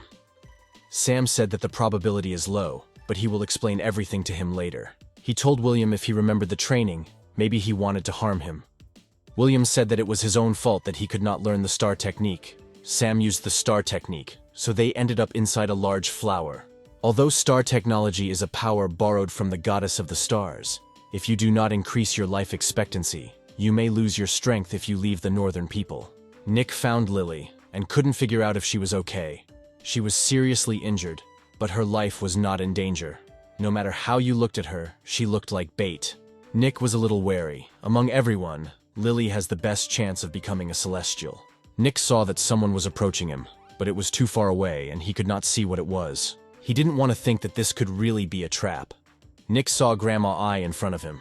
Nick saw that Wanlin was with her. She helped him because he was injured. Grandma told Nick that his life was not in danger, but the golden core was destroyed. She was afraid that it would be very difficult to put it back together. She led the beast away, and then came across a guy who was wounded. She asked Nick if he was injured. The guy replied that everything was fine with him. He suggested taking Lily and getting out of here as quickly as possible. The guy said they were in trouble because of him, and he would take all the blame. Sam came out of her hiding place and said that Nick seemed to not only get along well with people, but also care about them. Sam said that as he suspected, Lily is important to him. Nick shouted to Sam what he was doing when Sam's sword approached Lily's neck.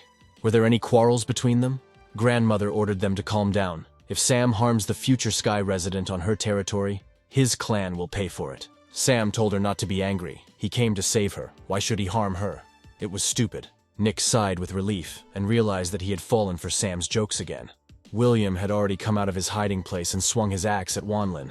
Nick shouted at him not to do this and stopped. The grandmother ran forward and covered the guy with herself. She ordered him to get away from him. William told Nick that for his grandmother, and he is in second place, the Wanlin cultivator from the ordinary clan is more important to her. She is even ready to sacrifice her life for him. Sam said that it seems that the lady is too careless. Before leaving the Sky resident here, she didn't even set up a magic field. Grandmother replied that if she placed a magic field, her spiritual power would fluctuate. She had to take extreme measures. It was much easier to attract the beast. Sam asked her if ferocious animals don't rely on charm. But this is the area with the densest distribution of wild animals. Is Grandma really not that far away? Grandmother replied that everything was correct. She was nearby. When Sam asked where she had taken the beast, the grandmother said that to the north. He answered her that 200,000-year-old animals live in the north. Sam also said that the territory of ferocious beasts has its own rules. If they had a 10,000-year-old beast, it would become quite lively here. Grandma said that perhaps he knows how to hide. Sam told her what exactly. He also thought so. Maybe that ferocious beast was hiding somewhere nearby and was ready to pounce at any moment. Then Sam decided to ask her one last question, why only 3 people survived. Everyone stared attentively at the grandmother, waiting for an answer from her. After all, now it was definitely clear that she was hiding something. Nick himself asked, could there be someone in the human kingdom who wants this Wanlin to become a great man in the future, and deliberately organize this trip to the northern wilderness? He himself said that when he asked the teacher, it turned out that in the women's grid, there was a technique that could give a big impetus to Taoist couples to improve. Grandmother told him that this is an impressive assumption, but she does not know what he is talking about. She told him not to waste his time and return to his tribe. Sam told her that he didn't want to let anyone into his house without knowing who. Using magic, he discovered that Wanlin's soul contained the chi of a ferocious beast. The grandmother became very angry and shouted that enough was enough. Was Sam really looking for death for himself? Sam smelled blood coming from the forest. He realized that the beast was really hiding there. William asked if he could fight him. Sam told him to go. It would be a quick fight, and he and Nick would deal with Grandma. Nick thought that he was a nascent soul stage cultivator. How could this happen? Nick warned Sam that the grandmother is not inferior in strength to the Sky resident. Sam replied that in the northern wilderness, under the gaze of the goddess, why should he fear a celestial being? There will be peace with the young master in the northern wilderness. Sweeping away all opponents on his way, he easily overcomes the vanity of the world. All spirits have a master, but they will all end up buried.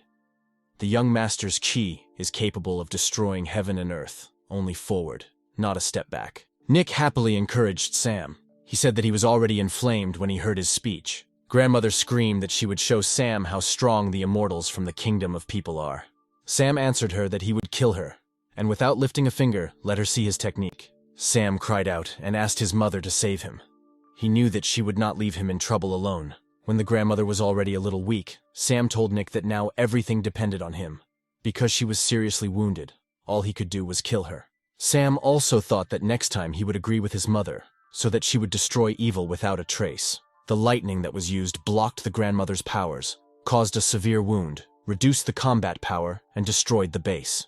Nick thought that he should take advantage of the opportunity. This is his moment of glory. A fight with a celestial. Sam, meanwhile, decided to heal Lily's wounds, which were left by her grandmother. Sam remembered that Emma told him that Lily was obsessed with frequency. He did not know how she would react when she woke up and found herself covered in blood and dirt. William found a monster in the forest. Just like Sam said, there was really something wrong with this monster. William shouted, "How can this monster be? 1,000-year-old beast. He will chop him into pieces." Sam realized that this beast lacked the aura that fierce beasts had. It was no wonder that the other monsters did not rebel. His aura is heterogeneous and slightly similar to a human one. William shouted to the monster whether he really wanted him to disgrace himself in front of the young master. "Keep fighting the monster," William said. "He's not good enough for this." Sam said that this is it, the skill of the fierce wilderness, torn clothes that add combat power. William continued to fight the monster. Sam supported him as best he could. The guy said, "Great, let him keep it that way." Nick continued to fight with his grandmother. He asked her why she needed all this. Sam shouted to William that if he doesn't finish off the monster, the ferocious beasts will wake up. He only needs to deal with one enemy. He can do everything quickly. Wanlin healed himself. He said that he did not expect that after 42 years all his efforts would go downhill in the northern wilderness. He did not intend to become an enemy of their tribe. He said to give Lily to him and he would let Sam live. Sam said that he had a strange tone of voice, and he also suggested that maybe he liked the sky resident Lily. Wanlin ordered Sam not to speak anymore. He didn't want any conflict, so he simply asked that Lily be given to him. Then everyone could part ways in peace. Sam said that he became even more interested in Wanlin and this ferocious beast. What kind of creatures they are, after all. Wanlin said that he would have to kill Sam, otherwise it would be difficult for him to achieve immortality. A small bottle with a red liquid inside appeared in front of him. Only he himself knew what it was and how to use it. When the bottle broke, Wanlin shouted that he would make Sam open his eyes. He became like a monster. A long tongue hung from his mouth, and his eyes became dark red. Sam said that he didn't understand. Wanlin was too lazy to take it and drink from the bottle. He himself gave him such an opportunity. When Sam called his mother, Wanlin got scared and asked what this time, was it really lightning again? Sam told him everything was fine. Sam said that he just said hello to his mom, which was what he was so scared of. Wanlin still managed to drink a drop of blood and immediately turned into a monster. Sam realized that he had become a ferocious beast, and he also wondered if one drop of his blood was enough to scare a 10,000-year-old beast. The monster told Sam that he destroyed the blood that his father gave him. He was terribly angry and ready to do anything to get Sam out of his way. Sam decided to use a binding spell to somehow restrain the monster and prevent him from doing anything bad. The monster was bound by Sam's power, but he continued to fight, and his power was very powerful. He still asked what kind of power Sam used. Sam said that it was a star-binding technique that he invented with the help of a talisman. He could release a large number of star prayers without a lot of time and effort. He showed how it worked by scattering small spheres around himself, which he could direct to the place he needed. The only disadvantage of this technique was that it was very expensive. The equipment cost him a lot to use it and attack the enemy. Sam also said that the high cost is not a disadvantage of the equipment, but of Sam. He continued to send new techniques at the monster to deprive him of his powers. Sam made a promise that in the name of the goddess of the stars, he would destroy all evil in the world. The guy used the star prayer technique to do star cleansing. He directed all his strength towards Wanlin. Wanlin began to disappear. Sam's techniques worked. Finally, the monster shouted that he couldn't come to terms with this. When with a monster was over, Nick told Sam that he was very powerful. Lily soon came to her senses and asked if Sam had really saved her. She was still very weak and a little disoriented, but as soon as consciousness returned to the girl, she began to scream in horror. She screamed that she had gotten dirty. Soon William approached them. He told Sam to see how beautiful it was. He also finished his job. He is the #1 formidable warrior in the Xiangbao tribe. When William threw the monster's head onto the ground near Lily, his blood mixed with dirt got onto her face. The girl didn't want to believe that it was true. She wanted to think that it wasn't real. Having examined herself again from head to toe, Lily began to lose consciousness from horror. She was really very clean. Half a day passed. Sam turned to his mother and said that the Sky resident Lily was saved. Now she can tell why she asked to save her. His mother told him that this was necessary to maintain good relations with the human race. Sam thought that if she doesn't want to tell, well, knowing his mother, all this is for a reason. But she wouldn't do anything that would endanger him or the clan. When Emma entered the tent, Sam asked her if Lily was taking a bath. She was unconscious for a very long time from what she saw. Emma asked Sam if the Sky resident would have any problems. She was very worried about her. Sam cheerfully answered her what problems might arise during the divine leap. Lily washed herself and cried. The most important thing for her was the wounds on the skin. She did not know whether rubbing with milk and salt was popular among people. Sam said that in a sense, they are comrades in misfortune. He told Emma to go and get someone to prepare melons for the celestial goddess. Then he would have them prepare relaxing music to help her calm down quickly. Hearing this, Emma told him that he still says that he is not interested in her. Doesn't he really like Lily? Sam thought that in order to develop wonderful relationships with women other than his old aunt, he needed to cope with his unusual illness.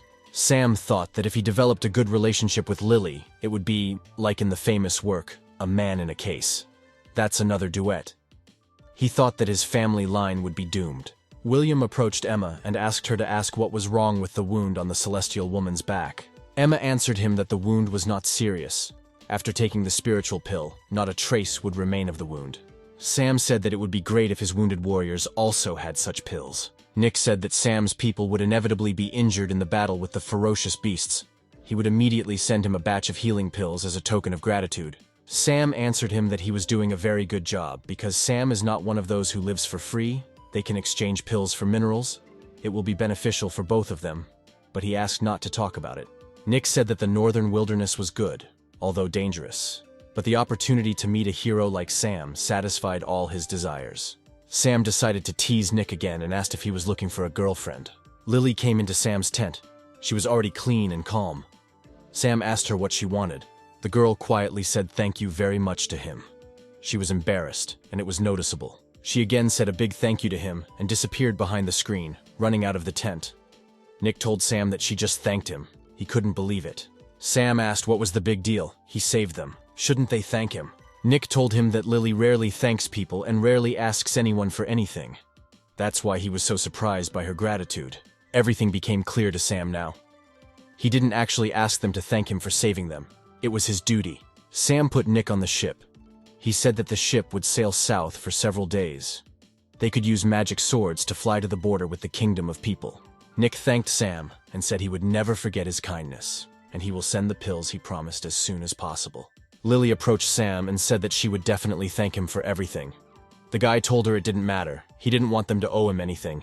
When the ship sailed, Nick asked the teacher how he thought Sam could take on such great responsibility.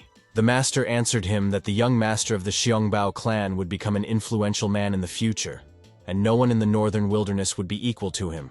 The trip to the northern wilderness turned out to be an unexpected surprise.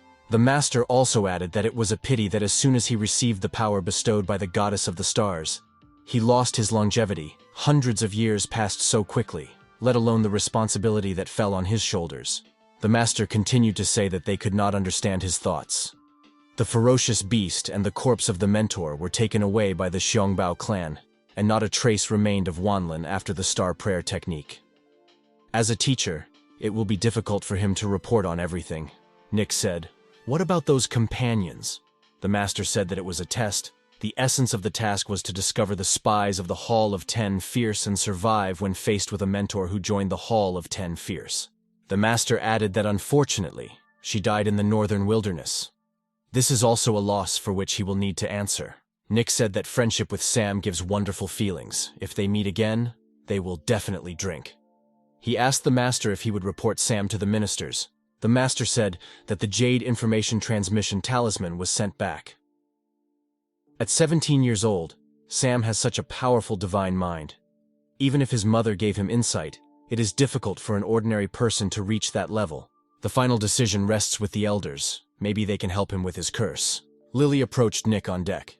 He did not expect to see her here. The girl asked him if he ran into the young master of the northern wilderness again. Would he feel remorse? Because he was sincere with him and saved them. He told her that when he met Sam, he was honest with him, although he was testing the waters. But Sam is not like that.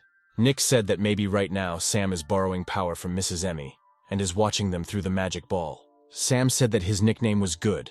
That's why he liked him, because he suspected that he was following them. Mom told Sam that the human kingdom is so complicated. Does he really still want to go there? Mom also said that if he left the northern wilderness, she would not be able to look after him. She knows he's smart, but there are few simpletons in the world like Nick. Sam told her that the northern wilderness is like a greenhouse, and praying to the stars is like old dreams. He said that he wanted to go beyond these limits, to walk through distant lands, to feel once what it was like. He told his mother not to worry, for her and his father's sake, for the sake of the tribe, he would value his life. If he and his father do not produce another heir, he will return home before the age of 180 to inherit the tribe. If necessary, he will stop cultivation. He prayed to his mother and said that he really wanted to leave. He did not want to see the same landscape at the age of 17 that he would see before his death. Mom affectionately told him how many more women he would touch to the depths of their souls with his beautiful speeches. Sam decided to tell his mother that when he went to get materials, he had a strange dream. At that time, Emma sat and thought whether Sam really liked the type in Lily. The girl decided that when they returned to the kingdom of people, she would constantly be with him. She didn't want him to get sick because of these women. She did not want to admit that in fact she did it not for his sake, but so that he would not leave her. While Emma was thinking about him, he suddenly felt cold. But now he was busy with something else. He needed to find out about his dream. He asked his mother what she thought about the content of his dream. The woman thought for a moment, trying to understand the meaning. Finally, his mother told him that perhaps leaving the northern wilderness would not be the worst decision for him. He asked her to be more specific, although he has well-developed associative thinking, but she speaks too vaguely. Could it be that by leaving the northern wilderness, he will have a chance to be cured? The connection with his mother was interrupted. In a panic, he began to tell his mother not to hang up. He was sure that she knew something. Sam was in the warehouse. He said that should be enough. The 6 treasuries that Nick helped him with were filled.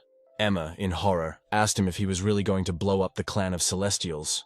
Sam asked her if this was enough to blow up at least the gate. The girl said that this would be enough for a medium-sized clan. Sam said that the priests of the tribe should hurry up and send him a few hundred more pieces. The girl thought excitedly that he wasn't really going to blow up the clan of Celestials. Someone said that the northern wilderness was located in the abandoned lands of the north, the most peaceful place. But, unfortunately, wars were going on continuously. People were accumulating resentment all this time. One day, it will turn into a disaster and come to the northern wilderness. One man said that the star goddess predicted that a messenger chosen by her would go to the abandoned lands to find the sacred writings of the star goddess. The second added that he knew that they were called the sacred scriptures of the northern wilderness. The girls cried because the young master was the first to know about them. But the grandmother said nevertheless, the favor of the goddess of the stars towards the young master is happiness for the Zhongbao tribe. None of them wanted to let the young master go. They were looking forward to him returning home as soon as possible. Sam told his mother that this way he would be subject to the least influence. He would return when it was convenient, and this way the clan would feel calmer. Sam was afraid that if he left secretly, the clan members would discover his disappearance, and this would attract all possible speculation. He told his mother that it would be difficult for him to return home until he became a nascent soul cultivator, and obtained a weapon that could control the sky. He told his mother not to worry, because he was already big. Mom told him that he was so grown up, but still her child. Mom told him to take care of himself. She would not be able to accompany him, and if he did not like it outside, let him return home. Sam recalled that the master had the lowest level of cultivation, but there were hidden wounds on his body. The enemy abandoned him to his fate, and allowed more than 10 talented cultivators to die. He also remembered that Emma had said that the human kingdom was stable, peaceful, and prosperous. As long as ordinary cultivators did not get into trouble, they could easily reach the heights of cultivation. According to Emma, Everything is peaceful in the human kingdom. Nick also showed him the human world, but it looked cruel and caused a feeling of anxiety. The reason why the test and the kingdoms of people are so cruel is that they want to quickly raise a general who can do everything on his own. In other words, those who make decisions in the human realm have enormous power and strength, and ordinary cultivators who are unable to reach this circle live in false prosperity. Mom also added that what they are doing is very similar to what Sam is doing now in the northern wilderness. Sam told his mother that the current emperor of the human kingdom has not appeared for more than 800 years, and the new emperor is trying to take the throne. But due to the powerful receiver, a number of unobvious problems arose. So he told his mother not to delay the plan for a younger brother that he had written for him and his father. These words angered his mother a little, and she said that he was rude to his elders. William asked Sam to take him with him. If he meets a vile woman, he will immediately send her flying. Sam said that he had a difficult mission, and he could not fail to justify the trust of the goddess of the stars. He asked William not to worry about him because he can take care of himself. Sam thought that he could use the star prayer technique to practice immortality. His lifespan would increase, and he would spend 180 years cultivating. But the life of the guards who will follow him will not be so long. It is too unfair and cruel to them and their spouses that the best years will be wasted in the kingdom of people. Emma asked Sam what else he should pack. She still has 2 bags for magic weapons. The guy told her that she didn't need anything and let her go and rest. Emma looked questioningly at Sam and asked why he didn't take security, because that's not possible. Sam's father was furious. He said it was scripture nonsense and he didn't believe it. They just stood opposite each other and didn't know what to say. Sam understood how his father was worried about him and didn't want to let him go, but the guy had already decided everything for himself. His father was very angry with him, but this did not frighten Sam, and he was not going to give in. His father asked him whether the kingdom of people is really so good that he is ready to leave everything here and leave. Sam asked his father not to be angry, because he was going to find a way to live a long time. Maybe this would help him and his mother live 1,000 years together. His father asked him what would be the benefit of this. Would he not become an old man who would never die? Sam told him that when he reached the heights of cultivation, he would secretly return home to visit him and his mother. He told his father not to worry, because he knows what he is capable of. The birth of a soul, and so on, is not a problem for him. The father asked him if he knew how difficult it is to cultivate the origin of the soul. He has a friend who in several years reached the origin of the soul. Sam asked his father if he had read the plan that Sam wrote. The father said that it was not much. And what is it all about? Why is it necessary to select young men and women and send them to the kingdom of people? He himself told him that he had thought it over. He just needs to stick to the plan. All abilities of the northern wilderness come from the star goddess. So one day, they will have a way out. Sam told his father that he was disrespectful. His father said that he and his mother are already old. If Sam can return, he will forgive him. The father handed Sam a sword and said that he found it on the road. There are many swords in the kingdom of people. If he carries an axe or a hammer, they will understand that he is from the northern wilderness. His father warned him not to meddle in other people's affairs, not to quarrel or fight with anyone. If something happens, let him endure it. The father said that he still needed to make a detour at the border and left the tent. Sam wondered if he could pick up a sword forged from star ore on the road. It was his father's love. The wind of the northern wilderness screams and blows so hard that your eyes hurt. Sam and Emma went to the kingdom of people.